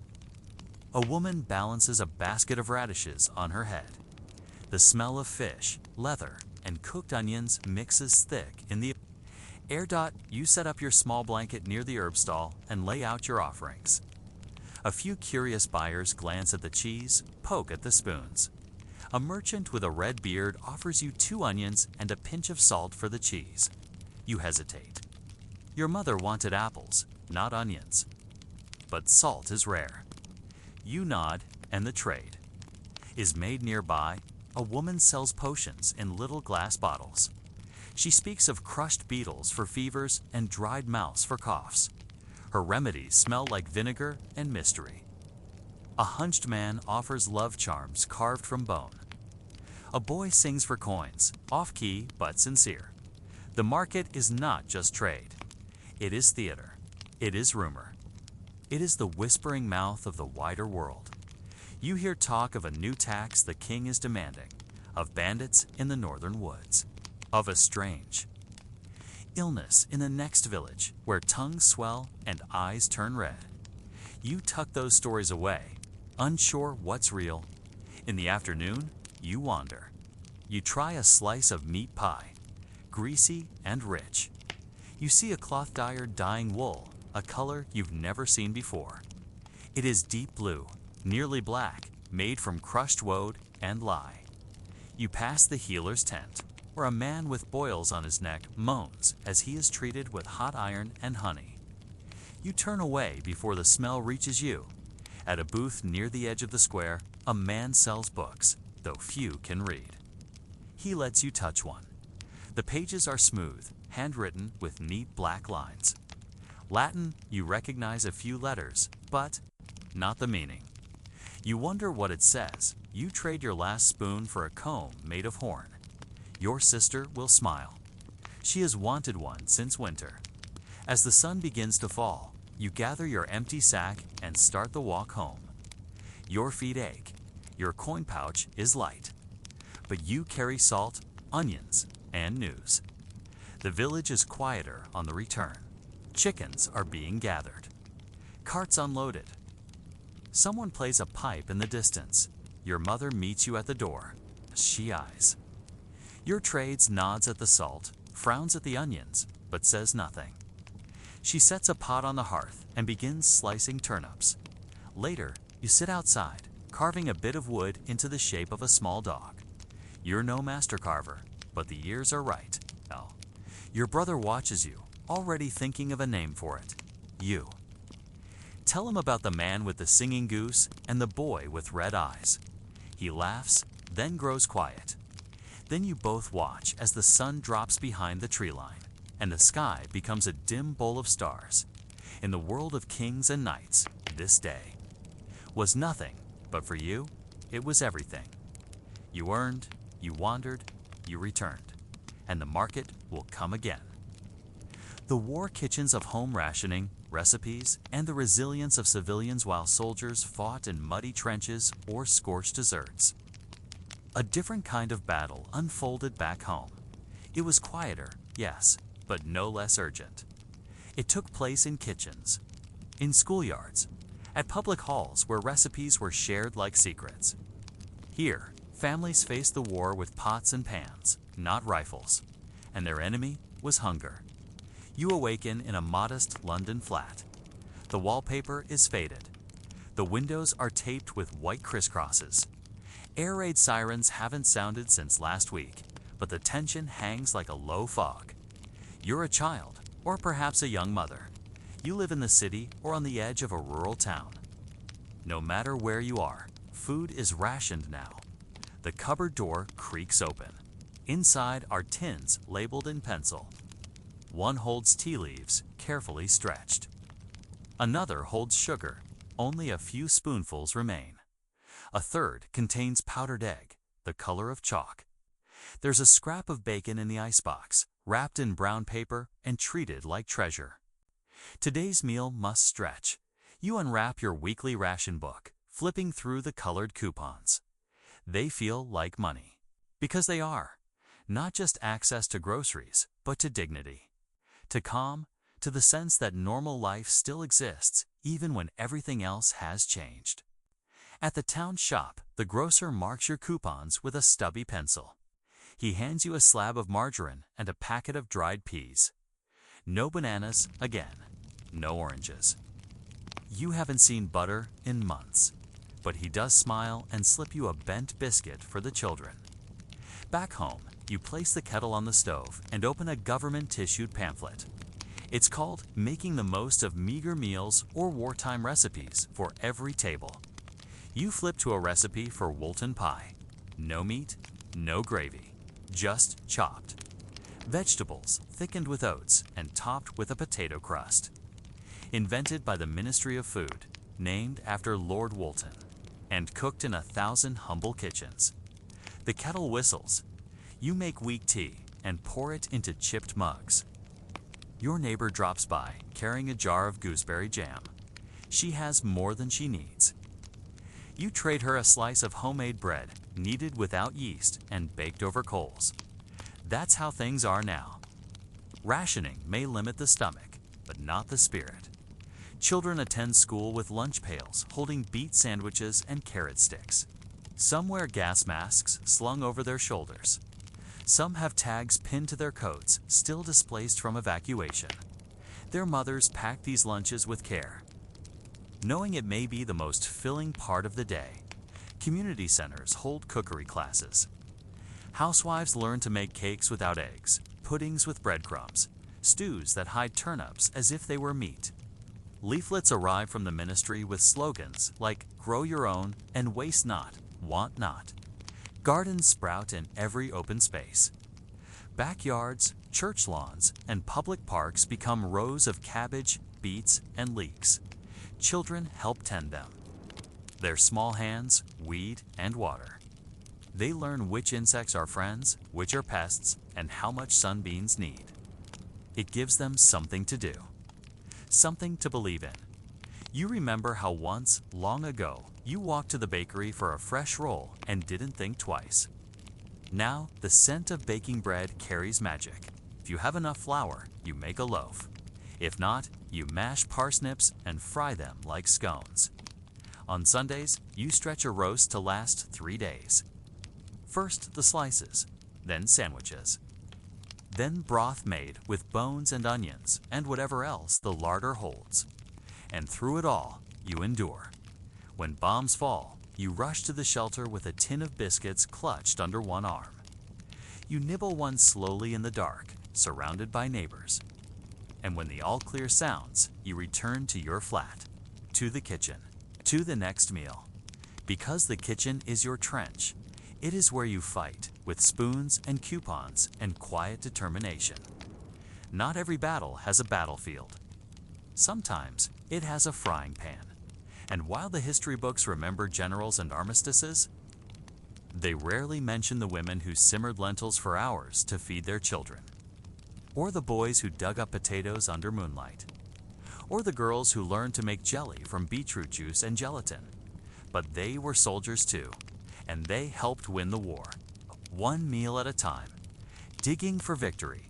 How home gardens fed a nation at war. The sound of digging is everywhere now. Echoes through backyards and over the fences of small terrace houses, hums along the edge of bomb-damaged streets, and vibrates in the air outside. Village hall strolls, spades hands in the dirt, because this is no longer just soil, this is survival. You are standing at the edge of your own patch of earth, might be a corner of a communal garden or the rubble-strewn lot behind a bakeryette.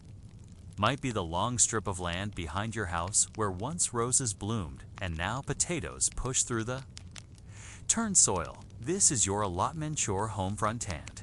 You are doing what nearly every British family has been urged to do. Dig. For victory, the campaign posters are everywhere. They show a smiling man in a cap planting cabbages as planes fly overhead. They Show carrots and helmets and beets with bayonets. The message is simple and powerful: food is fuel for the fight hand. Growing it is your patriotic duty. Your hands are already calloused. They were soft once more, used to teacups and market baskets, but war changes everything now. You know when to plant spinach and when to thin radishes. You know how to keep pigeons off your peas and how to turn kitchen waste into compost. Every scrap of ground is planted. Public parks are lined with onions. Golf courses become fields of swaying grain. The edges of football pitches are lined with turnips. Even the lawns outside Buckingham Palace are not spared, because when food imports are torpedoed and shipping lanes are battlegrounds, every beat matters. You have learned to work with what grows: parsnips roasted like meat, beets used to make sweet puddings, dandelion leaves picked young for salad. You heard rumors of banana substitutes made with mashed turnip and flavoring. It's not the same, but it's enough to fill a plate, enough to keep children from going to bed hungry, enough to stretch the rations a little farther. Ministry of Food sends out booklets, simple instructions, and cheery encouragements. How to grow your own carrots, how to trap pests without poison, how to store potatoes in sacks lined with newspaper. The radio joins in. Two gardeners. Question time becomes a lifeline. You tune in with a pencil in hand, taking notes on watering schedules and soil pH. Never thought you'd care about soil pH. Now it's more interesting than the news because it's something you can control. Your neighbors share seeds and swap advice over garden fences. You trade sprouting potatoes for onion setse, few cabbage plants for some sturdy lettuce. Children help with watering, with weeding, with picking off snails by hand. They grumble, but they do it because they know this is part of the war effort too. Some even form young gardeners clubs, earn badges for the straightest rows and tallest beans. Every week, someone brings in a basket of something fresh. Sometimes it's crooked carrots or lumpy squash. Sometimes it's a perfect tomato grown against all odds in a London window box, and every time it feels like a small victory because that tomato wasn't shipped from across the ocean. It wasn't canned 6 months ago. It was grown here now by hands like yours. Their harvest becomes more than just food. It's a symbol that life continues, that the land still gives, that even in war there is growth, there is flavor, there is nourishment, not just for the body but for the spirit. And when you dig your spade into the earth at the end of a long day, when you wipe your brow and look out at rows of green, you feel a quiet pride. No one will write your name in the history books. There will be no medals, but this was your battleland. You fought it with a trowel. You fed your family, you fed your neighbors, you kept hope alive with every seed sown, and that is victory too. You awaken to the sound of soft rain tapping gently on the wooden shutters above your sleeping space. The damp scent of earth and old stone fills the air as you stretch beneath your woolen blanket. Another morning in the village of Gaston. Another step through the slow spiral of the seasons. Outside, the world is green and gray. Mist curls through the thatched rooftops like breath from the earth itself. The fields lie waiting just beyond the boundary of the village. Rows of barley and rye sway gently in the wind. Not yet ready for harvest, but showing promise. These are the days when everything depends on the rhythm of the land. You sit up on the straw-filled coo mattress and feel the familiar stiffness in your back. It's nothing unusual. Everyone wakes with aches now. It's a part of living close to the soil. The mattress crinkles as you move, the straw flattened from months of use. Your hands reach for the tunic laid over the wooden stool beside your bed. It is still damp from yesterday's rain. Your family stirs quietly. No one speaks at first. Mornings in Gaston are silent affairs. The day doesn't begin with noise or urgency, but with the slow gathering of thought and motion. Your mother lights a fire with practiced ease. The hearth is low and smoldering, fed with small twigs collected the day before. She places an iron pot above the flames, and the scent of porridge soon fills the small space. The porridge is made from barley. It will be the same meal as yesterday, and likely the same as tomorrow. The grain was ground at the village mill too. Weeks ago, after the rain softened the wheel enough to turn. You eat slowly, savoring the warmth. It is plain, but comforting. Food doesn't need to surprise you anymore. It only needs to be there. As the sun rises behind thick clouds, the day begins in earnest. Outside, the soil is soft from the rain. Your father walks to the edge of the field with his spade slung over his shoulder. The ground is good for digging trenches to divert water. Too much rain and the roots rot. Too little and the plants wither. Balance is everything in this world. You follow him quietly, passing the small garden your mother tends behind the house. Wild herbs grow there. Mint, dill, yarrow, and sage. Some are used for flavor. Others are used for healing. All are valued. The wooden fence that surrounds the garden has been patched with woven branches. Your younger brother made those patches last spring. He was proud of them, even if they're already starting to loosen. The village itself is calm this morning. No alarms, no messengers, no smoke on the horizon.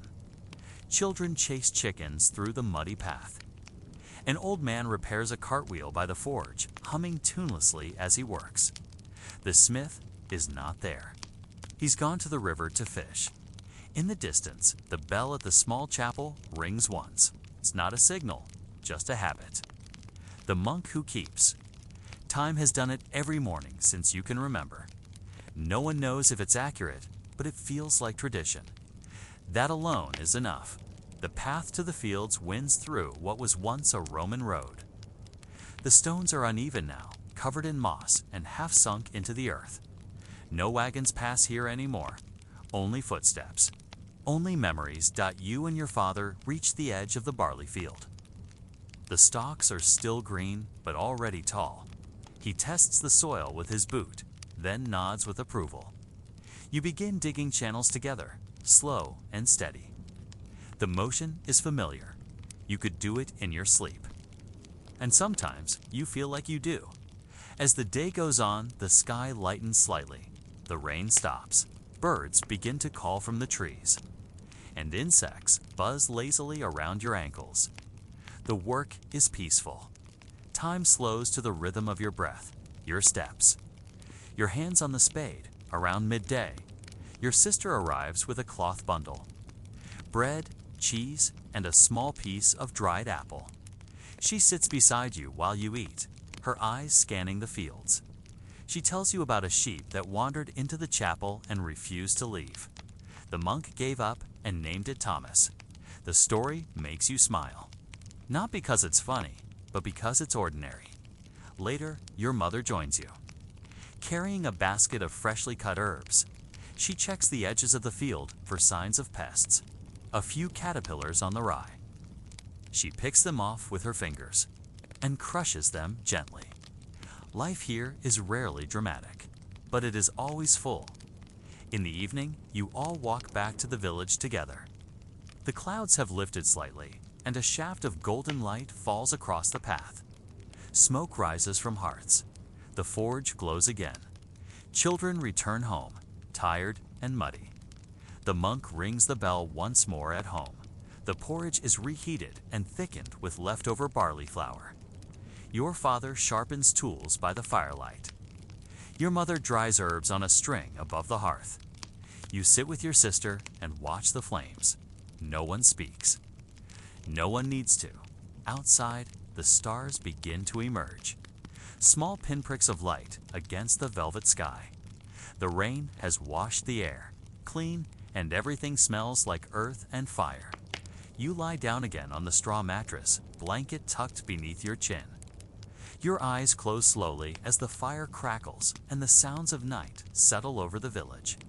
You fall asleep with the rhythm of the land in your bones, and the knowledge that tomorrow will be much the same, and that is more than enough.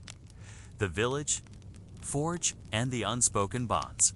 Scent of iron and ash still lingers in the air as you walk past the village, forge the next morning. A low hiss escapes from the hot coals as damp wood is added to the fire. The smith, a broad-shouldered man with soot-darkened hands, nods at you in greeting. He has been working since before the sun broke over the tree line. The forge is simple. A stone hearth, a bellows made from stitched leather, and a table thick with black dust and half-shaped tools. A curved blade rests near the edge, cooling beside a bucket of water.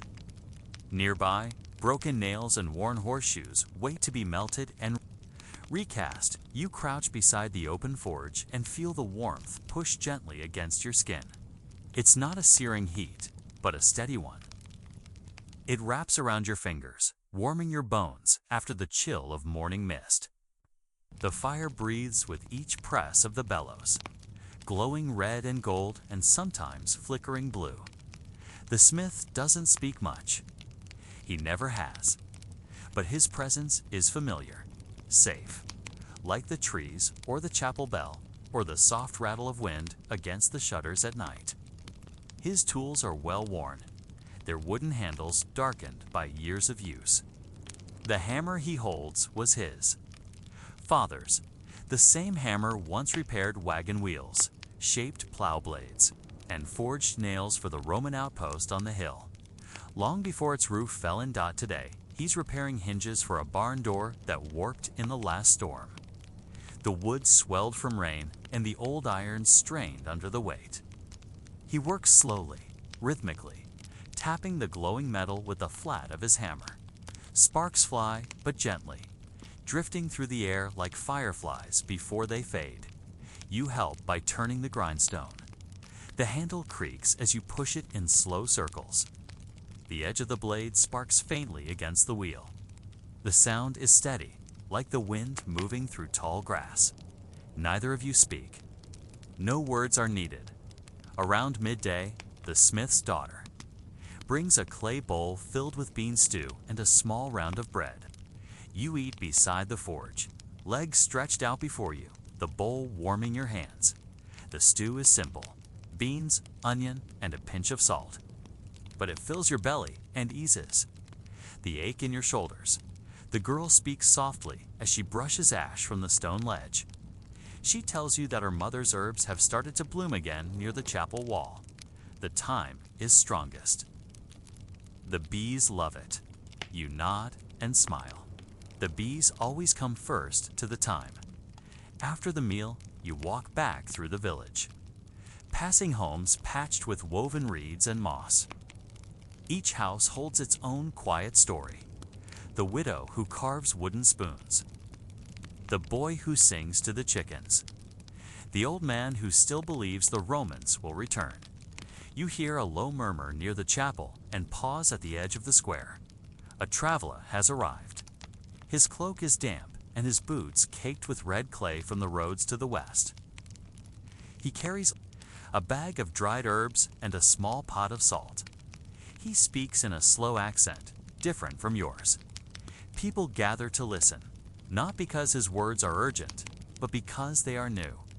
He says he came from a village near the great forest. That wolves have grown bolder there, though the rivers are higher this year. That someone saw a monk walking alone across the moors, eyes closed, praying to saints no one remembers.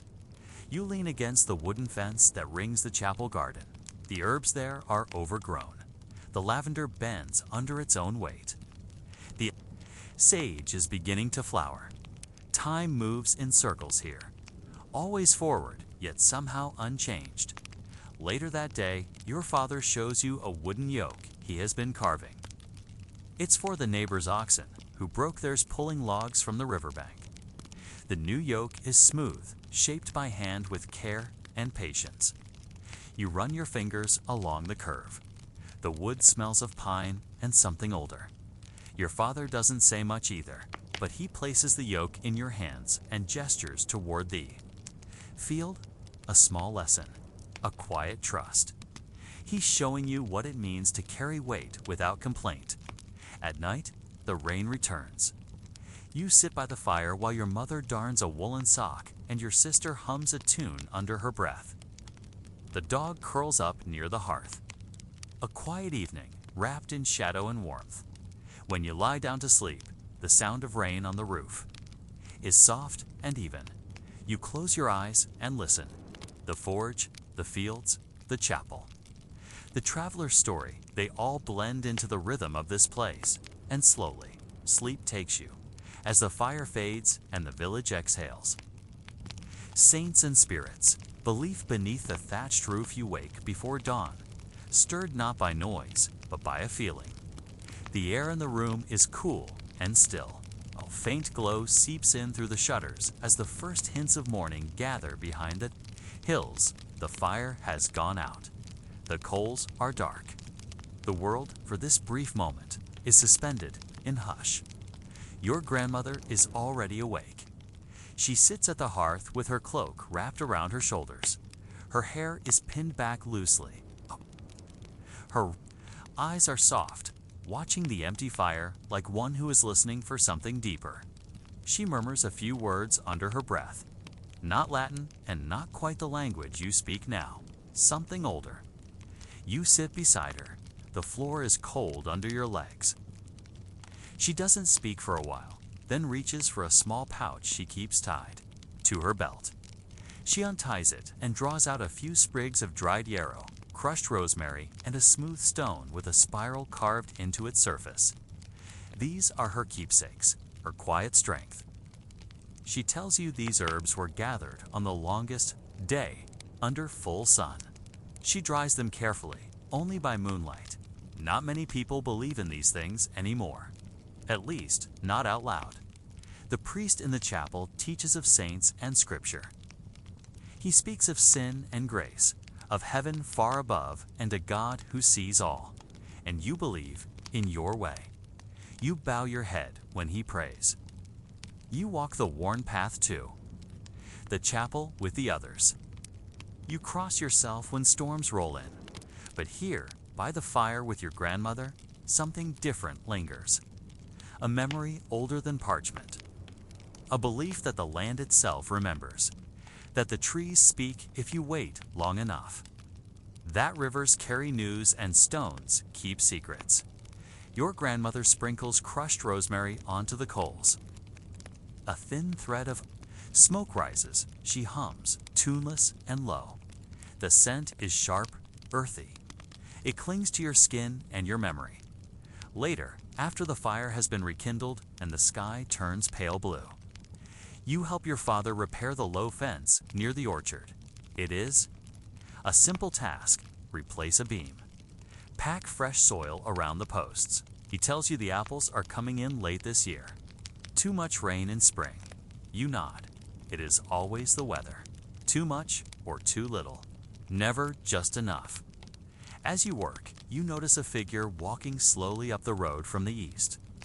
An old woman with a wooden staff and a crooked gait. The villagers know her. She lives alone near the edge of the woods. Some call her the wise one. Others say nothing when she passes. She nods at your father, but doesn't speak. Her eyes are pale, like river glass. You wonder if she sees more than others do. That evening, a small gathering forms near the chapel. The priest has invited the villagers to mark the feast day of a saint whose name you can't quite pronounce. A man from far away who once healed the sick and calmed wild animals. The priest speaks gently. His robes are patched and his hands rough from labor. He believes what he says, and so the people listen. Candles are lit. A wooden carving of the saint is brought out and dusted. A few children offer flowers, gathered from hedgerows and gardens. A girl sings softly in the old tongue. No one stops. The words may be different, but the meaning remains. Later, the villagers share bread and broth. You sit near the chapel wall with your sister, watching moths circle the lantern flame. The warmth of the fire glows on her cheeks. She asks if saints can hear wishes. You say, maybe. She closes her eyes and whispers something into her cupped hands, then smiles. You don't ask what she wished for. That night, as sleep approaches, you lie in bed thinking of the many layers of belief that rest on this land. The chapel's stone walls, built from the ruins of Roman watchtowers. the altar sitting above what was once a spring. The Latin words of prayer, spoken over fields once sacred to gods, no one names anymore. Faith is not just in books here. It is in breath, in the smoke that rises, in the wind that bends the trees, in the rosemary on your grandmother's hands.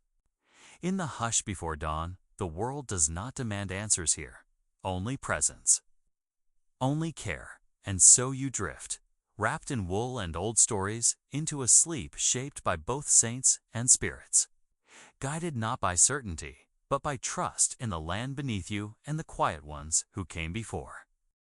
The turning year and the calendar of the fields, the sun rises later, now though. Shadows stretch longer across the hill's end. The morning air has begun to carry a chill that lingers even after the mist has lifted your tunic, feels rougher as you pull it. On in the dim light of the room, the wool is thicker than your summer one and smells faintly of smoke from the last time it was worn you. Step outside, and the thatch above your head is wet with dew single crow calls from the edge of the field end. The wind has changed direction, it smells of damp earth, and the last bloom of the elder tree autumn has come but. There is no fanfare, no single moment where one season ends and the next begins just. Small signs, the shift of the wind, the way the cattle move. The colors of the hedgerow's time in your world is not kept by clocks, it is measured in tasks and. Each season comes with its own this morning. Your father has gone ahead to begin the harvest of barley, and your brother follow with baskets and scythes. Boots sinking gently into the softened ground, the grain is golden. Taller than you remembered, the heads heavy with promise. Your father nods toward the far end of the field and, without a word, you begin. The rhythm is familiar, line, cut, gather, line, cut. Gather. The air fills with the rustling sound of harvest and the occasional thump of sheaves falling into baskets who are quiet. Everyone is the work is long, but there is comfort in its repetition. The sun moves slowly across the sky, and you take your breaks beneath a hazel tree near the edge of the field. Your mother has packed oatcakes and cheese wrapped in a cloth, simple food. But welcome you, eat slowly. Watching the bees dance between the last wildflowers, you sip cool water from the flask.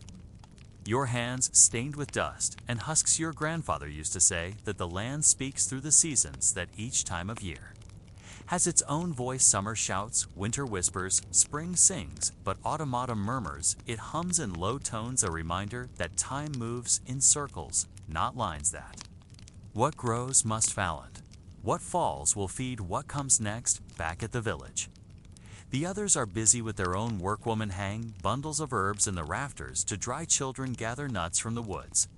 The older men patch the roof of the grain store, laughing softly as they work. The priest has come to bless the fields, though the blessing feels more like tradition than necessity. He walks between the rows of barley, sprinkling water from a carved wooden vessel. His words are Latin, but his heart is local. He bows to the old rhythms, even if his book does not name them that night.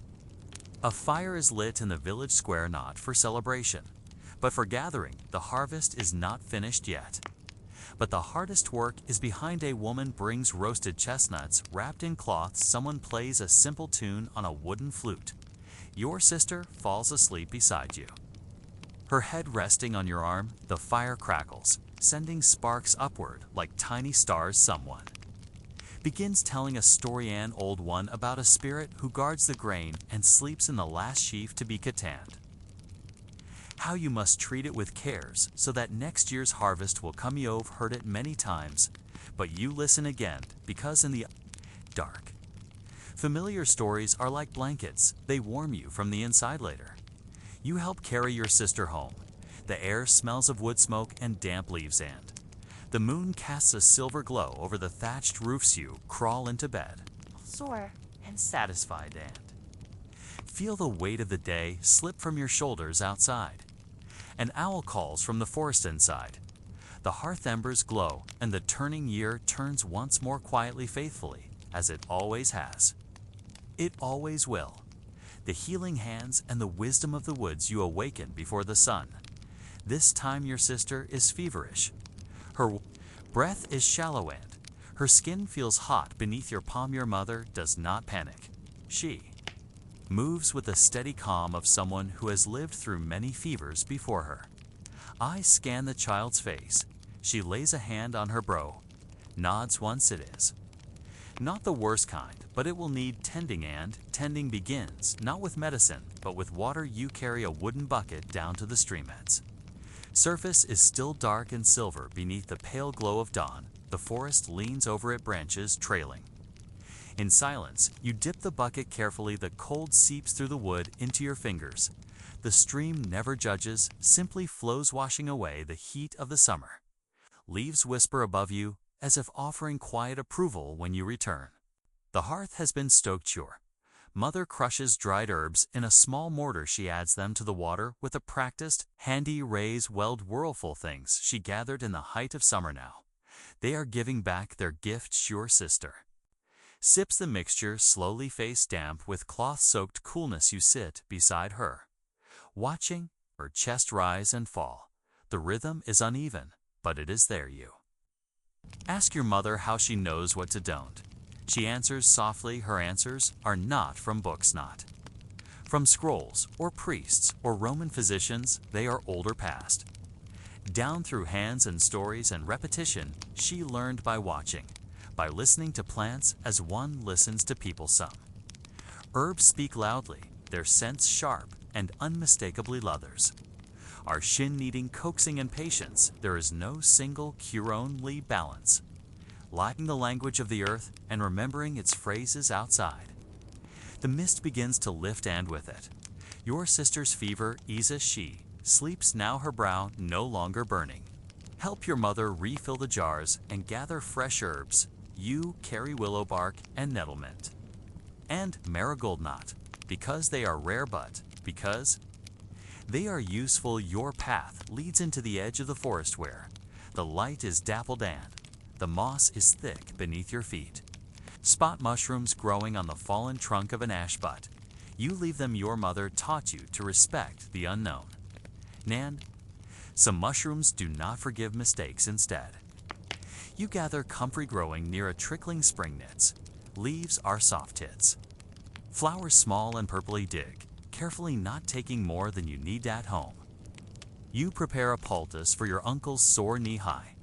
Twisted it while mending the fence last. Weak, the smell of the herbs fills the air, sharp green, earthly. Like the breath of the woods itself, your uncle thanks you with a gentle smile. A story about when he was your agent. Chased a boar through the brush until he landed in a ditch. You laugh. Softly, the kind of laughter that doesn't disturb the peace. Later that evening, a neighbor arrives. Her youngest child has a cough. Your mother sends you to fetch thyme and honey together. You prepare a syrup, sticky and warm, and soon the small child is asleep. Soft breath escaping his lips. There is no magic here, no miracle. Cure only corrupts observation and time. That night, you sit with your mother beside the hearth, the light loath room quiet. She hands you a pouch of dried herbs and tells you their names again, not just the plants, but what they mean. This one cools the blood, this one brings sleep, this one opens the lungs. You repeat the names and feel their weight settle into your memory, not like facts in a lesson, but like seeds planted in soil waiting to growth. Fire pops gently, and outside the stars begin to claim the sky. War mother rests her head back against the wall. Wise, I'm last. I be at the walls. Closing, and you sit a little longer, watching the coals glow. Herbs nearby, the breath of the sick, growing. Even the healing has begun, not in silence, but in the quiet work of those who remember. The elders, the circle, and the quiet law of the village. It is nearing the end of the month when word comes that the moot will be held. Not every village has one, but yours doesn't. It is not for celebration, it is for decision. The moot is not a court. Exactly, and not a council. It is older than both, and simpler. It is where the people gather in a circle and speak and listen and find their path forward together. You do not know how it began, only that it has always been long before scribes. The big Moot happened when people needed to remember they were not alone, and now it is needed again to families have come into dispute over a stretch of foresta. Boundary that has shifted with Tima tree that fell last winter and took the marker with it now. Neither side agrees whose land it is, though the disagreement is quiet. There is tension in the bread shared between them, so the moot is Caldio. Go with your father and your uncle and a dozen others, men and women. Old and young the circle is formed in the clearing where the old yew tree grows. Single stump serves as a seat for the elder knot. The strongest or the richest, but the one who remembers the most, his name is Wistonand. He has lived through more winters. Then you can count his beard is gray and soft as lichened. His voice carries like wind through reeds. No shouting, no commands. He simply begins, each side is heard in turn. They speak with slow words and steady eyes. No. One interrupts, no. One raises a hand. Avon, the children sit quietly watching. As the invisible strings of community are tugged and tested, Wiston does not give a judgment. Tend, stead. He asks questions and waits, sometimes for minutes, sometimes longer. The silence is not emptied, is full of thinking and remembering at last. It is agreed that the forest shall be shared, wood taken in rotation, and a new marker set with witnesses from both families. There is no cheer, no clapping, only nods, the kind that saw we will do this because we must. The circle breaks people, stretch and murmur. Someone offers a drink and the tension has softened. The mood has done its work, not with rules, but with memory, with the understanding that a village only survives when its people are heard and when its quarrels do not rot in silence as you walk home. Your father speaks only once, he says. What we keep together lasts longer than what we win alone. Nod, daunt, tuck that thought away like a stone in your pocket back home. The sky is low with clouds, the hearth is waiting, and so is your sister, who asks, what? It was like you try to explain, but there is no single word for it, so you tell her what you saw. The circle, the yew tree, the listening in the decision that left no one pleased, but everyone at peace. She nods sleepily and you both sit near the fire watching. The logs shift and settle outside. The wind moves through the forest, carrying away the last of the dispute, leaving only the sound of branches remembering their roots and the village holding itself together once more. Of song and silence, music, memory, and the sound of the middle. Ages evenings in your village are quiet in a way the modern world has forgotten. There are no engines humming, no screens flickering, no wires buzzing overhead. When the sun sinks beyond the hills and shadows stretch across the fields, the silence deepens. But it is not empty, because in the stillness, the Middle Ages sings. Not always with instruments, and not always with lyrics. But in the hush of twilight, the people of your world turn to sound, to remember, to celebrate, and to survive. Tonight, the fire is burning low, and your family gathers near the hearth. Your grandfather clears his throat, and all eyes shift to him. He doesn't speak yet. He begins with a melody. His voice is rough with age, but steady. The song is old, passed down by heart. A story in verse.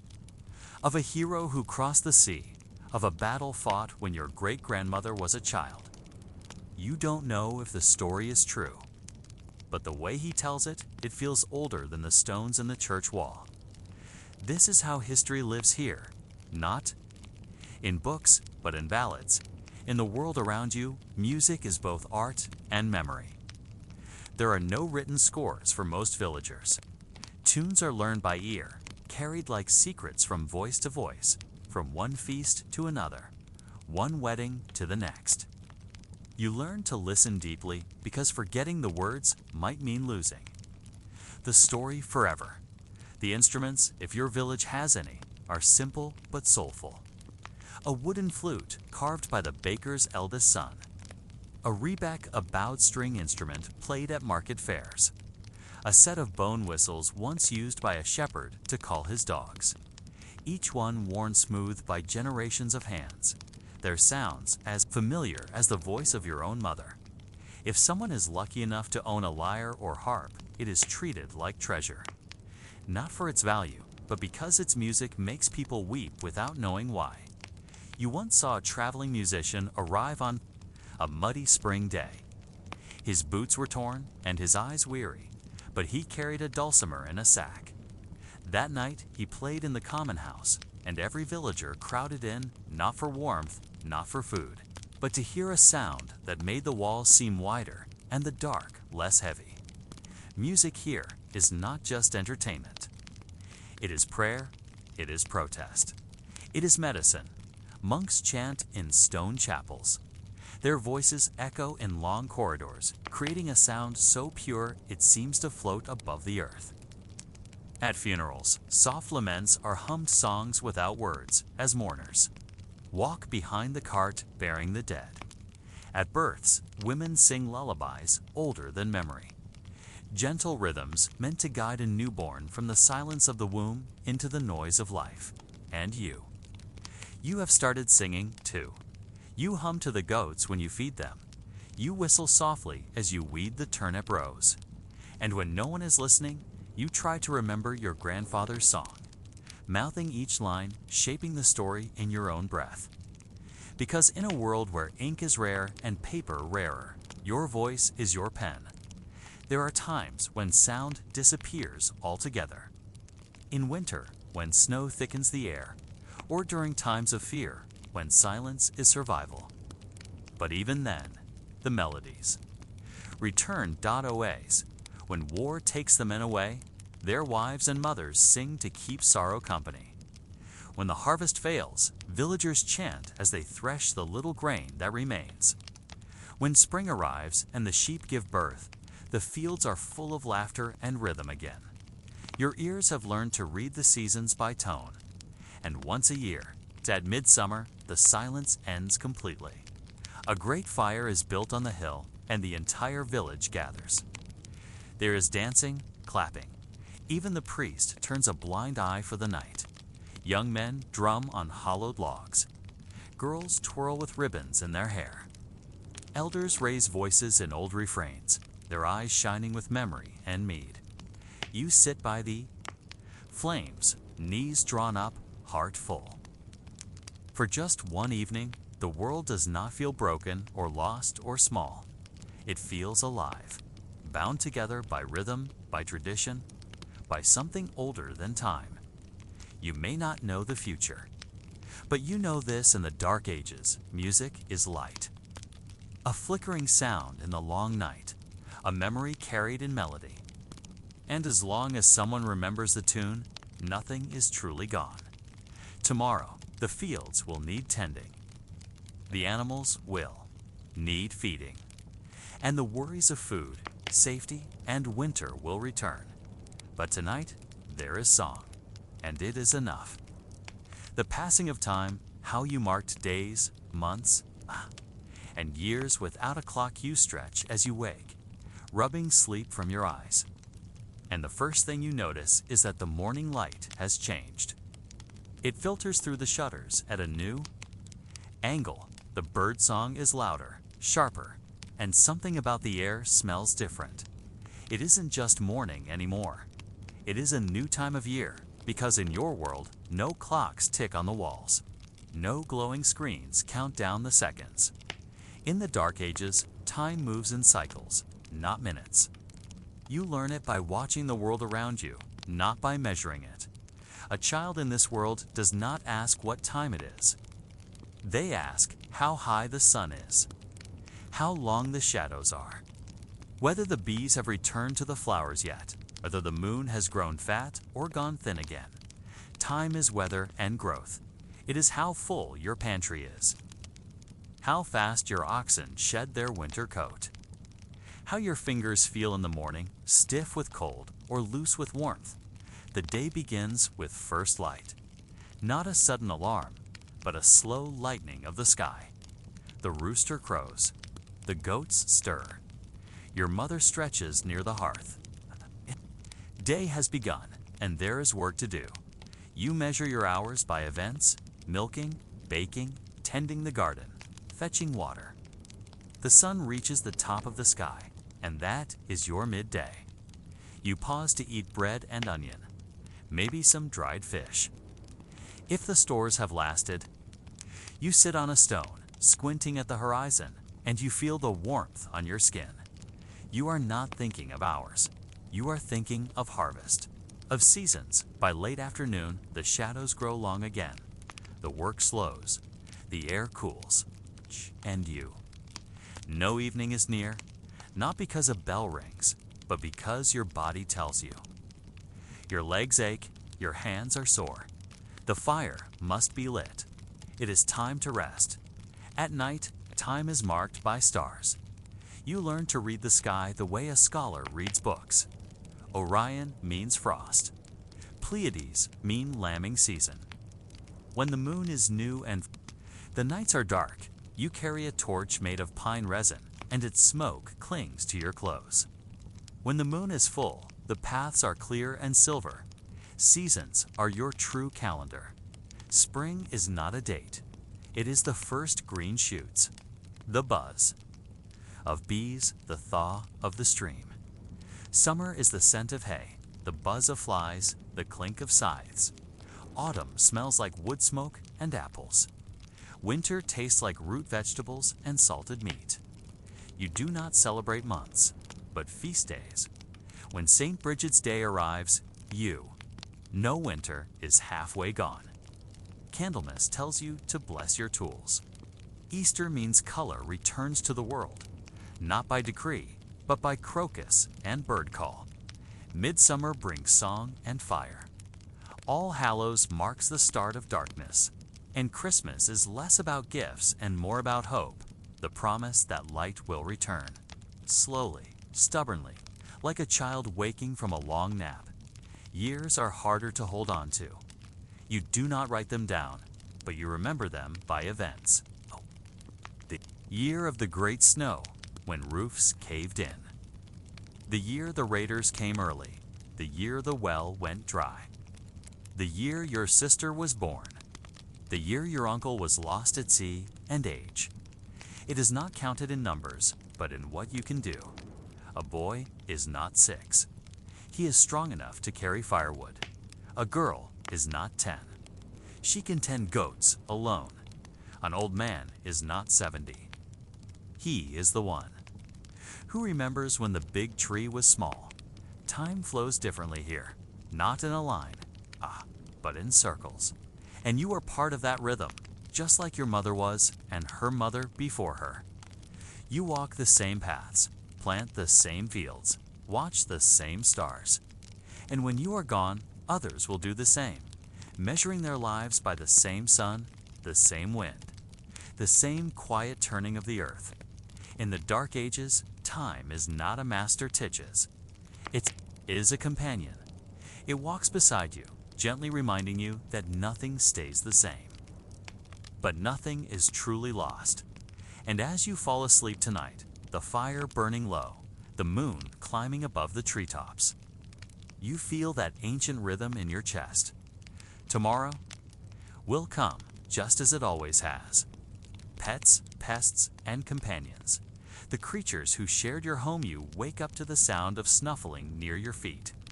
Not an intruder, not your siblings, but the family piglet who has somehow wriggled loose again from its pen nudges your toes. Looking for warmth or scraps, and in your sleepy haze, you simply pull the blanket tighter and let it be. Because in this world, you do not sleep in isolation. You sleep among fur, feathers, and footsteps. Animals are part of your daily life. They are not just outside. In the barn or fields, they are here with you underfoot. Overhead, sometimes even in bed, the family cat curls near the hearth. Half wild and half domestic, she earns her place by keeping the mice population under control, and in return, she receives the occasional scrap or stroke. She is not pampered. But she is respected. A hunter with the job chickens may roost in a lean-to attached to the house, but they often wander in and out during the day, clucking, pecking, leaving little messes behind. They are part of the background music of your morning's dogs. Guard the house not with trained commands, but with deep barks and alert ears. They are lean. Quick and full of purpose, their job is to chase off strangers. Warn of wolves and herd livestock, they may be rough and flea-bitten, but you know their names. And they know yours in some homes. Goats are brought inside during harsh winters, especially the valuable ones you share heat. Space, and sometimes the smell of dung but comfort in the dark ages, is not about air fresheners. It is about surviving the season together. Then, there are the pests, the unwanted residents, who arrive uninvited and rarely leave fleas, our constant you. Learn to live with the itching you scratch without thinking you crush them between fingernails and move on lice. Or harder, your mother combs your hair with a fine-toothed bone, comb boils water with herbs to soak your linens, and still. They return tiny tenants who take without giving rats and mice scurry through walls, rafters, and food stores. You bang pots to scare them. You set traps made of string and flat stones, but mostly, you rely on the cat and accept that some grain will always be lost. Spiders live in corners, spinning webs in the beams above your head. You let them be. Because they eat the flies, and because their webs catch the dust before it falls in your eyes. The house itself is alive in this way, creaking with wood, buzzing with insects, snuffling with snouts, murmuring with chickens. Dogs and breath, you grow up not with walls as barriers, but with walls as shelter shared with many. The idea of sterile separation does not exist. A room is not truly yours alone, it is yours. And also theirs. And also theirs, and over time, you grow used to that company. You talk to your animals, not in baby voices. But with familiarity, you scold the pig for rooting near your shoes. You praise the dog for barking at strangers. You whisper secrets to the cat while she purrs and blinks slowly back at you sometimes. Your favorite hen dies of cold, or your best dog does not return from a hunt, and the grief you feel is real. Because in this life, survival ties you to every creature around you. You see them not just as animals, but as fellow survivors, sharers of food, fire, and fate's hand when you lie down at night wrapped in wool.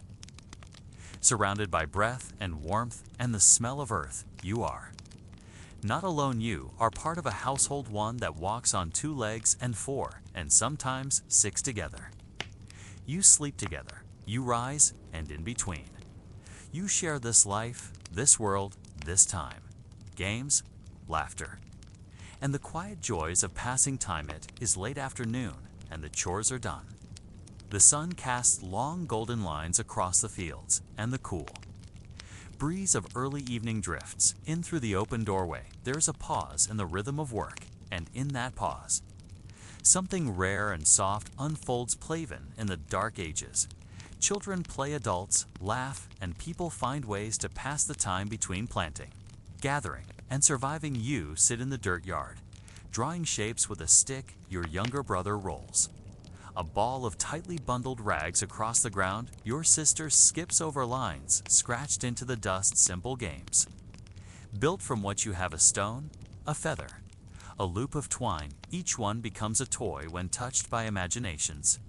Sometimes, your family joins in. Your father shows you how to carve a spinning top. Your mother braids grass into a ring toss game, and for a moment, the weight of the world lifts. The air feels lighter, and even the old dog wags its tail. Storytelling is another joy. When the sun goes down and the fire begins to crackle, everyone gathers around. The older ones tell tales of warriors and spirits, of tricksters and great beasts of the time. A fox outsmarted an entire village, or when the stars fell from the sky for 3 nights in a row. Listen wide-eye, the flicker of firelight dancing across their faces, and in those stories, you find both escape and wisdom. Lessons are woven into the fabric of fun, teaching you who you are and who you might become.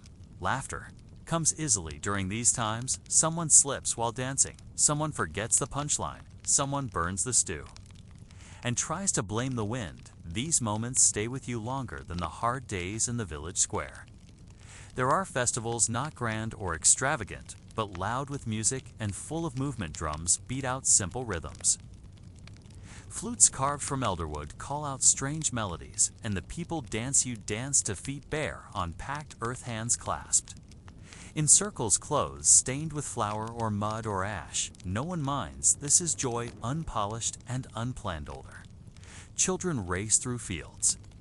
Climbing trees and shouting challenges, they play games of chase and mimic the adults in mock battles. Carved wooden swords clack together, and someone always ends up with a skinned knee and a wide grinny van. Quiet games exist, knuckle bones tossed on the floor or riddles whispered under blankets before sleep. Sometimes you play with shadows, letting the firelight paint strange creatures on the wall.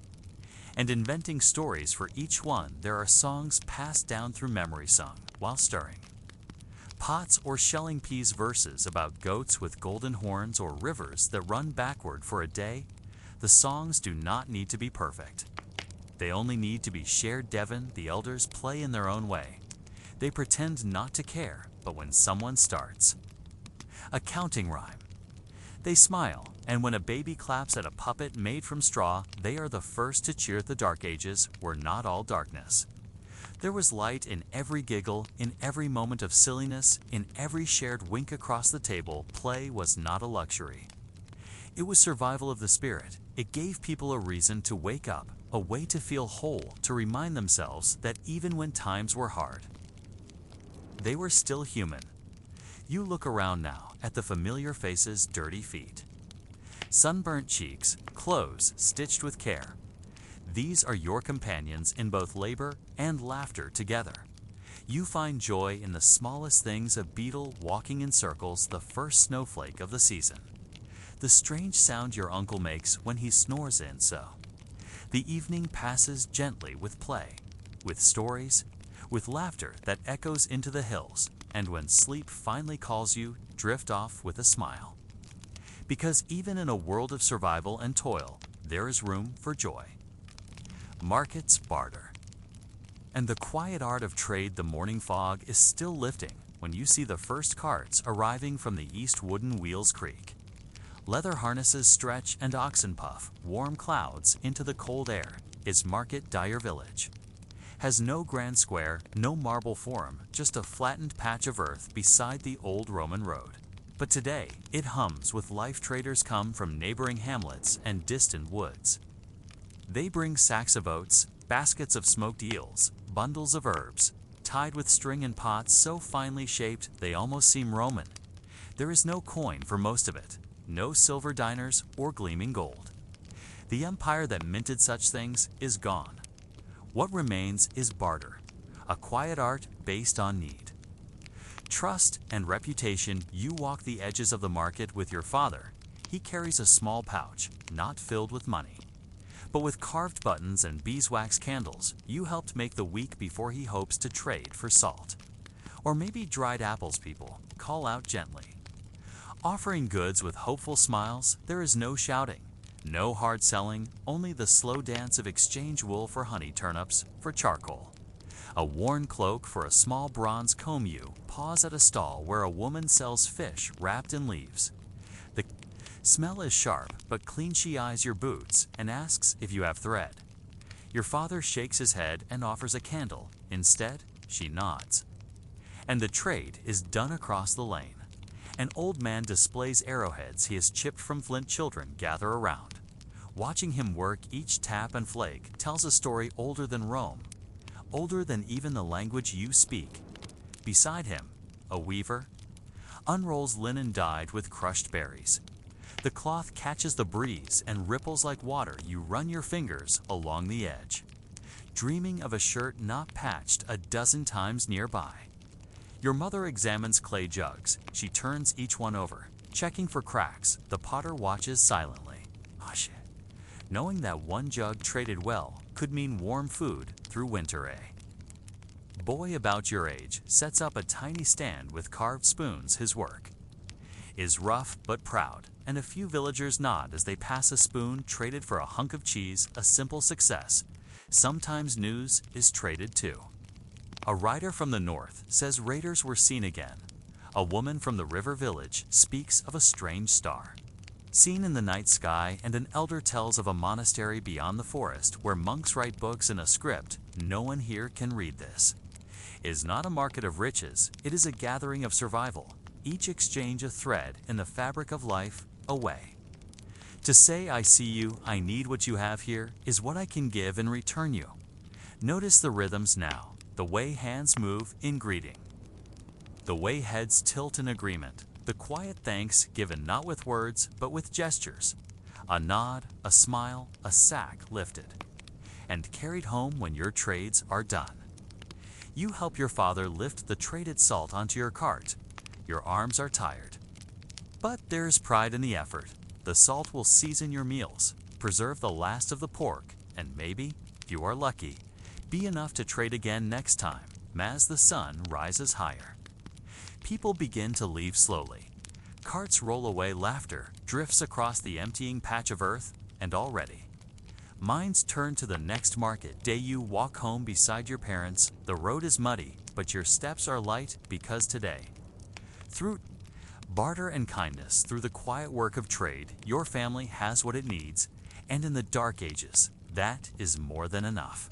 Sleep, dreams, and the night world of the dark ages. The sun has vanished behind the trees, shadows stretch long over the fields, and the wind carries the scent of wood smoke, and damp earth night is falling again on your small village. And with it comes the quiet, the cold, and the soft closing of doors side your home. The hearth glows low. The last embers give off just enough light to see by your mother spoons a warm barley mash into wooden bowls. Your father sits with his eyes half closed, rubbing his knees. The day is done. There is no candlelight wasted tonight. Only the flicker of firelight against the stone walls. You sit beside your siblings. The woolen blanket shared across laps. The dog curls at your feet, sighing into sleep in the dark ages. Night is not something chased away. It is accepted.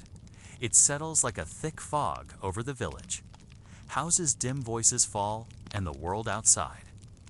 The door becomes mysterious, and still there are no ticking clocks, no glowing screens, no lights in windows across the street. Just the distant howl of a wolf, the soft hoot of an owl, and the creaking of wood as it cools. Sleep in this age does not come all at once. You lie down early. When the fire burns low, wrapped in rough spun linen, you share the bed with your siblings, for warmth straw rustles under your body and above.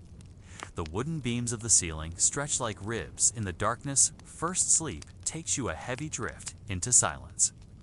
You might wake after a few hours. In the deep night, not from noise, but simply because the rhythm of sleep is different here in those midnight hours. People sometimes stir, tend the fire, whisper quietly, even walk outside to check on animals or look at the stars. They call it the watch, a middle place between first and second sleep, a natural pause. Accepted and unhurried, your father sometimes tells stories in these hours, legends of giants or saints or long-dead kings. Your mother hums tunes she learned as a child, low and soft, almost forgotten, and then comes second sleep, a gentler descent. Deeper and dream-filled. Your dreams are not filled with the flicker of screens or cities of steel. They are strange and earthy. You dream of rain that speaks of trees that walk, of wolves that wear cloaks and whisper warnings. You wake not afraid. But curious dreams are important here. Some say they are messages from saints, from spirits, from the old gods who still linger in the corners of forgotten places. Your grandmother used to read dreams like stories. She would sit by the fire in the morning and listen to each dream carefully, then nod, or frown, or smile to herself. She said, dreams were like seeds. They told you what was growing in your soul. Now, in this house, dreams are shared less, but still remembered, still wondered about. In the slow light of dawn as you sleep, the night passes. Over the village, the cows shift in the byre, the chickens rustle in their coop, and the stars wheel silently above. The same stars your ancestors saw before Rome ever came. Sleep in the dark ages is not something stolen in ours. It is a season each night, a soft retreat from a hard world, a return to the self. By the time the rooster crows, you will have dreamed, woken, dreamed again. When you rise, your body, weary from labor, will carry those dreams into the day ahead. because in this age, sleep is not wasted time. It is healing, mystery, and survival land, as you drift off, now wrapped in wool. With the fire gone to embers, you carry within you all that came. Before and all that is still to come, sleep well for morning. We'll call you back soon, and the dark ages wait for no one. Music, sound, and the echoes of a forgotten world morning begins with sound, not loud or sudden, but soft and layered, the steady cluck of chickens. The hollow thump of feet on wooden floors, the scrape of a pot lifted from the ashes of the hearthes, are the ordinary sounds of your world's small rhythmic constantin, the dark ages. Music is not something played from devices. It lives in the body, in the breath, in the drumbeat of work, and the song of the wind through the trees you. Hear it in the hum of your mother as she stirs the pot, and the chant of your father as he sharpens the blade, simple. Repeating notes, ancient patterns woven into daily tasks. Most music, you know, is sung, not written, not read from sheets or marked with ink, but passed from mouth to ear, one generation to the next. Work songs are common, low and steady to match the pace of reaping or weaving songs that measure time, that lift tired limbs and remind you that you are not alone. There are also laments, sung for the dead, for lost harvests, for rain that never came. Voices rise in these songs like smoke, thin but steady, carrying grief that words alone cannot hold at night. Music changes. It becomes slower, more careful, the sound of a flute carved from bone, the rhythm of a hand tapping wood, or the slow pluck of a harp string in the corner of a dimly lit hallif. You are lucky. Your village has a bard, a person who remembers, who sings not just songs, but stories of kings and warriors, of monsters and saints. The bard does not read, but remembers hundreds of verses passed down across decades. You have heard him sing beside the fire, his voice strong and low, each word a step. On a path your ancestors walked, you do not always understand the old language, but the melody holds you still even.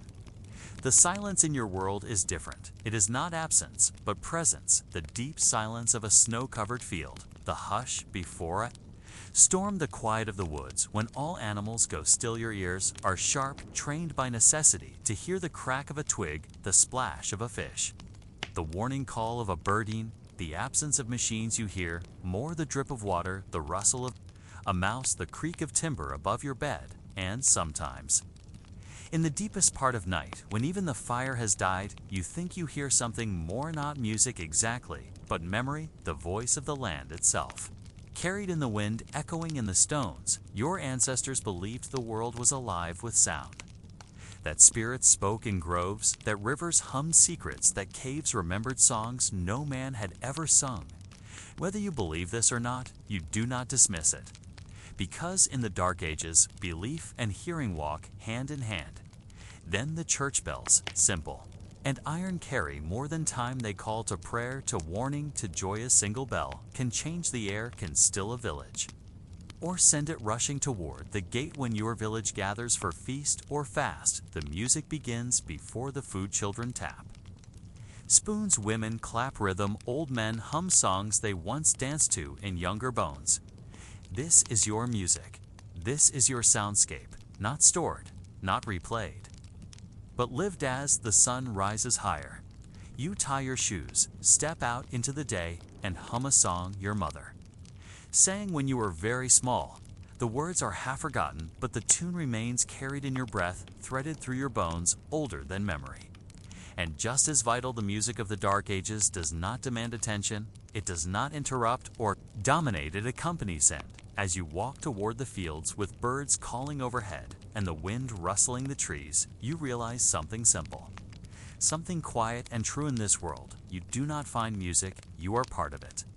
Colors, textures, and the palette of a medieval life. Your world is not gray, though the stones of the buildings are gray, and the skies often match them. Your world is filled with color, but not the kind squeezed from tubes or printed on packaging. It is the color of earth, of plant, of fire, and of cloth, dyed with patience and skill. You wake beneath a blanket, the color of bark wool, spun by your mother's hand. dyed with walnut husks gathered last autumn. Its brown is deep and quiet like the forest floor. In late September, you rise and pull on your tunic. Its hue is dull blue, the work of a local weaver who used woad. A plant crushed and soaked, then fermented its scent was foul when fresh. But now the fabric smells only of warmth and wood smoke you have.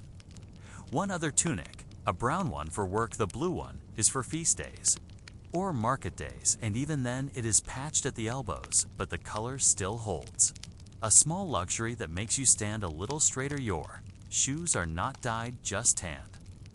Leather darkened by years of use, the laces are uneven knotted where they tore last spring. You walk outside and the colors of the village greet you. Thatched roofs of golden straw already fading to gray, where rain touched them, moss growing in greens. So soft they look like paint left to dry.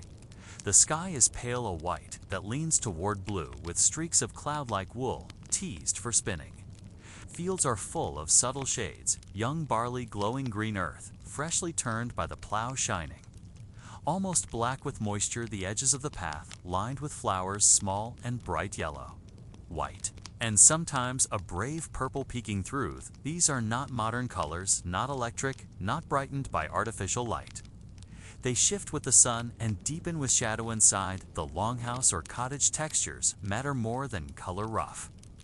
Wood beams smoothed only by time and touch plaster walls that crumble if you lean too hard, rushes underfoot. Sprinkled with herbs to keep the smell of people at bay, the table is made of oak.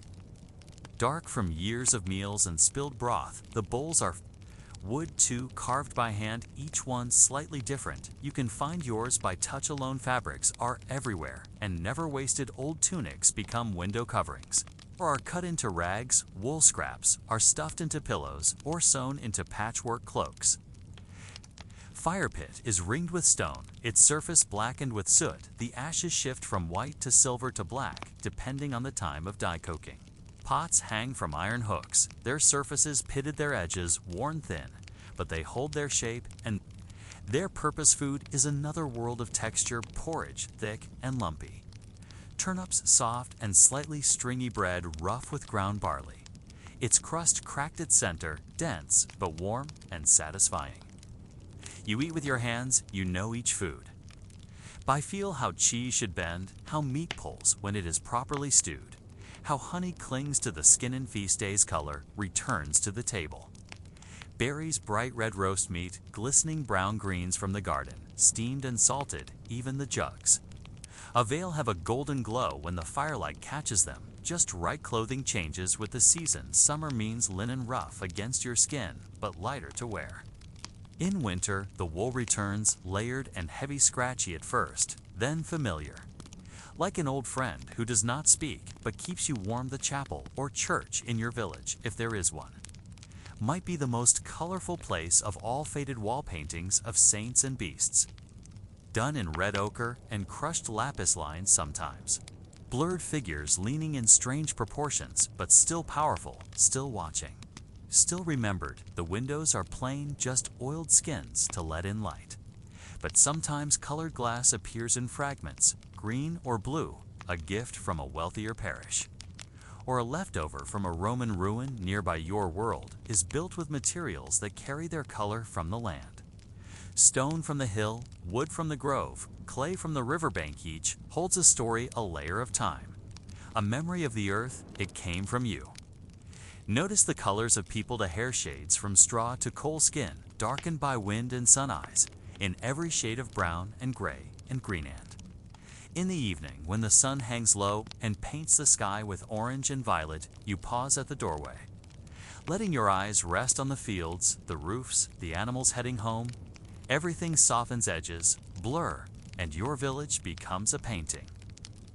Alive and moving, yet ancient and still inside, the fire crackles again, sending flickers of gold across the wooden walls. Your family gathers, close faces lit in shifting shadows, the red glow of the embers, the gleam of a bronze brooch, the deep blue of your mother's shawl. This is your palette.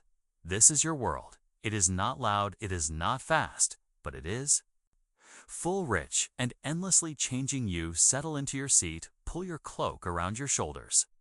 And watch as the day fades to charcoal gray, one more color in the long spectrum of a life. Lived slowly, one more page painted by time and lit by fire. The sounds of survival and the quiet between before you even open your eyes, you know where you are because of the sounds not. The shrill beeps or mechanical whirs of a modern world, but the slow, layered rhythm of a living village rooster's crow.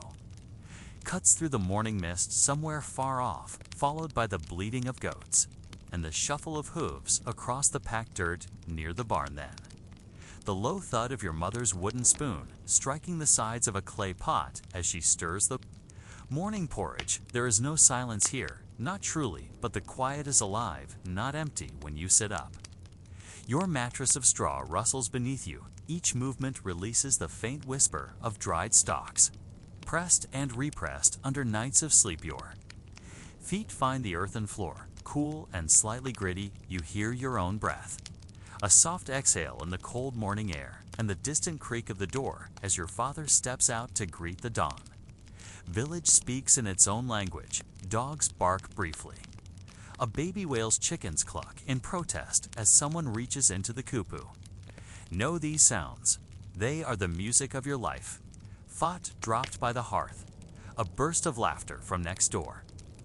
The rhythmic scraping of a hoe in the garden and the whistle your uncle always uses when calling for help with the oxen. None of it is recorded, none of it replayed. Each day's song is played once, and remembered only by those who heard it. The forge is waking too. From across the lane comes the first clang of hammer on iron, sharp and clean, a sound that rings in your teeth. The blacksmith's bellows groan, feeding air to the coals, and soon the village smells of smoke and metal-ass. You walk toward the stream. A bucket in each hand, you hear the crows. Gathered in the bare trees beyond the fields, their calls echo like warnings, but they are ordinary now, part of the soundscape of every morning year. Boots crunch, frost-covered leaves, and a squirrel skitters through a hedge, unseen but noisy branches. Shifting with its weight, by the time you reach the water, the stream is already singing a quiet gurgle over smooth stones. Its voice never changes.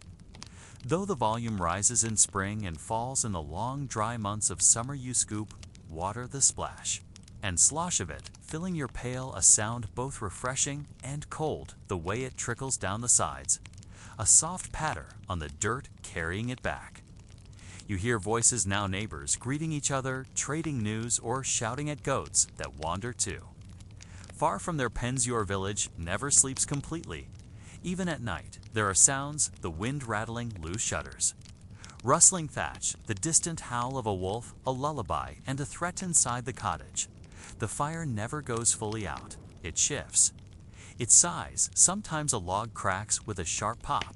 The coals whisper stories in faint red murmurcy of lane, awake on many nights counting those sounds.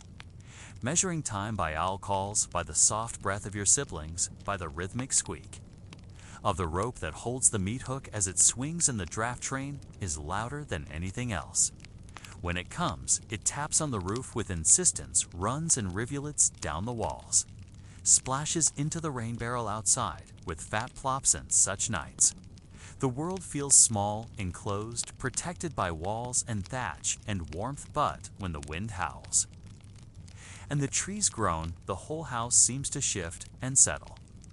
Like a sleeping beast, disturbed festivals are the noisiest times. The square is full of song and shouts, drums beaten with bone or stick flutes carved from elderwood, voices rising in chant or laughter. Children scream with delight, women call instructions, men argue or toast. The sounds blend together into something ancient, something deep in your bones. In the quieter moments, sound becomes comfort. The click of your father's knife on wood as he whittles another spoon, the rhythmic squeak of the wheelbarrow, the chirp of a bird in the eaves. Even silence has sound here, not true silence, but the hum of a place alive, the crunch of bread crust between your teeth, the slurp of stew from a shared bowl, the hiss when damp logs meet flame.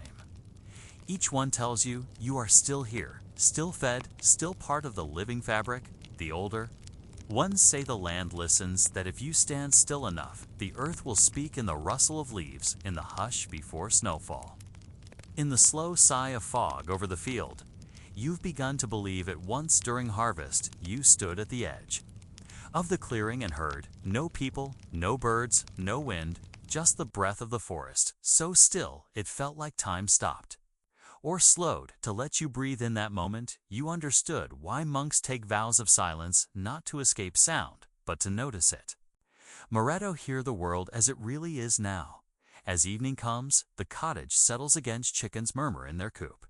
The last pot scrapes against the hearth. Your mother hums softly, a tune with no name but older than any songbook. You lie down once. More blanket over your shoulders, firelight flickering against the walls, and you listen not just to fall asleep, but to remember that you are surrounded not by noise, but by life live in every creak, every sigh, every breath. A final meal before peace. The guns had grown quieter. Not silent, not yet, but quieter. By the final months of the Great War, there was a strange stillness in some parts of the front. Not peace, but fatigue. A weariness so vast that even the cannons seemed tired. The soldiers, now seasoned beyond their years, kept watch from mud, darkened. Posts with routines that had long since become mechanical, and in the midst of this slow unwinding of violence, they still ate. Or tried to. Somewhere near Ypres, a group of men huddled around a field stove salvaged from an abandoned German position. The stove had no door. Its chimney was bent, but it worked, mostly. In the pot that bubbled faintly above the fire, there was a strange mixture of scavenged ingredients.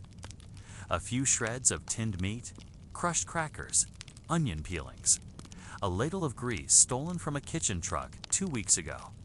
They called it peace stew. No one laughed, but no one cried either. They simply stirred. The war had taught them to take their comfort in small, quiet sips. That same evening, on a different stretch of the line, a French soldier sat alone, chewing slowly on a slice of stale bread. His wine ration was gone. The supply wagons had been late again, but someone had shared a small square of chocolate from a Red Cross parcel. He broke it in half and saved a piece for tomorrow, just in case. Across the lines, a German private was doing something similar. He had hoarded the last of his ersatz coffee, made with roasted barley and chicory. He brewed it strong and dark, letting the warmth fill the corners of his chest that armor could not reach. It was bitter, yes, but it was warm. And in the cold of October 1918, that counted for more than taste.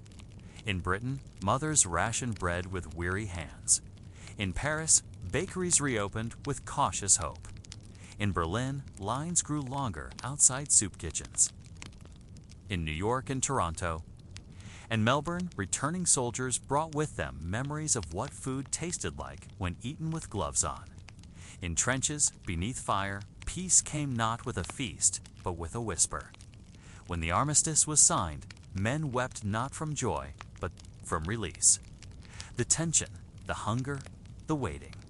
The fear it all cracked like old bread crust, and they were left holding what remained of themselves. Some threw their helmets into the mud. Some just sat down, hands empty, stomachs numb. The food did not improve overnight. Supplies still took time to move. Kitchens still lacked. Rations still fell short. But something else changed. The meals, however humble, began to feel like something more.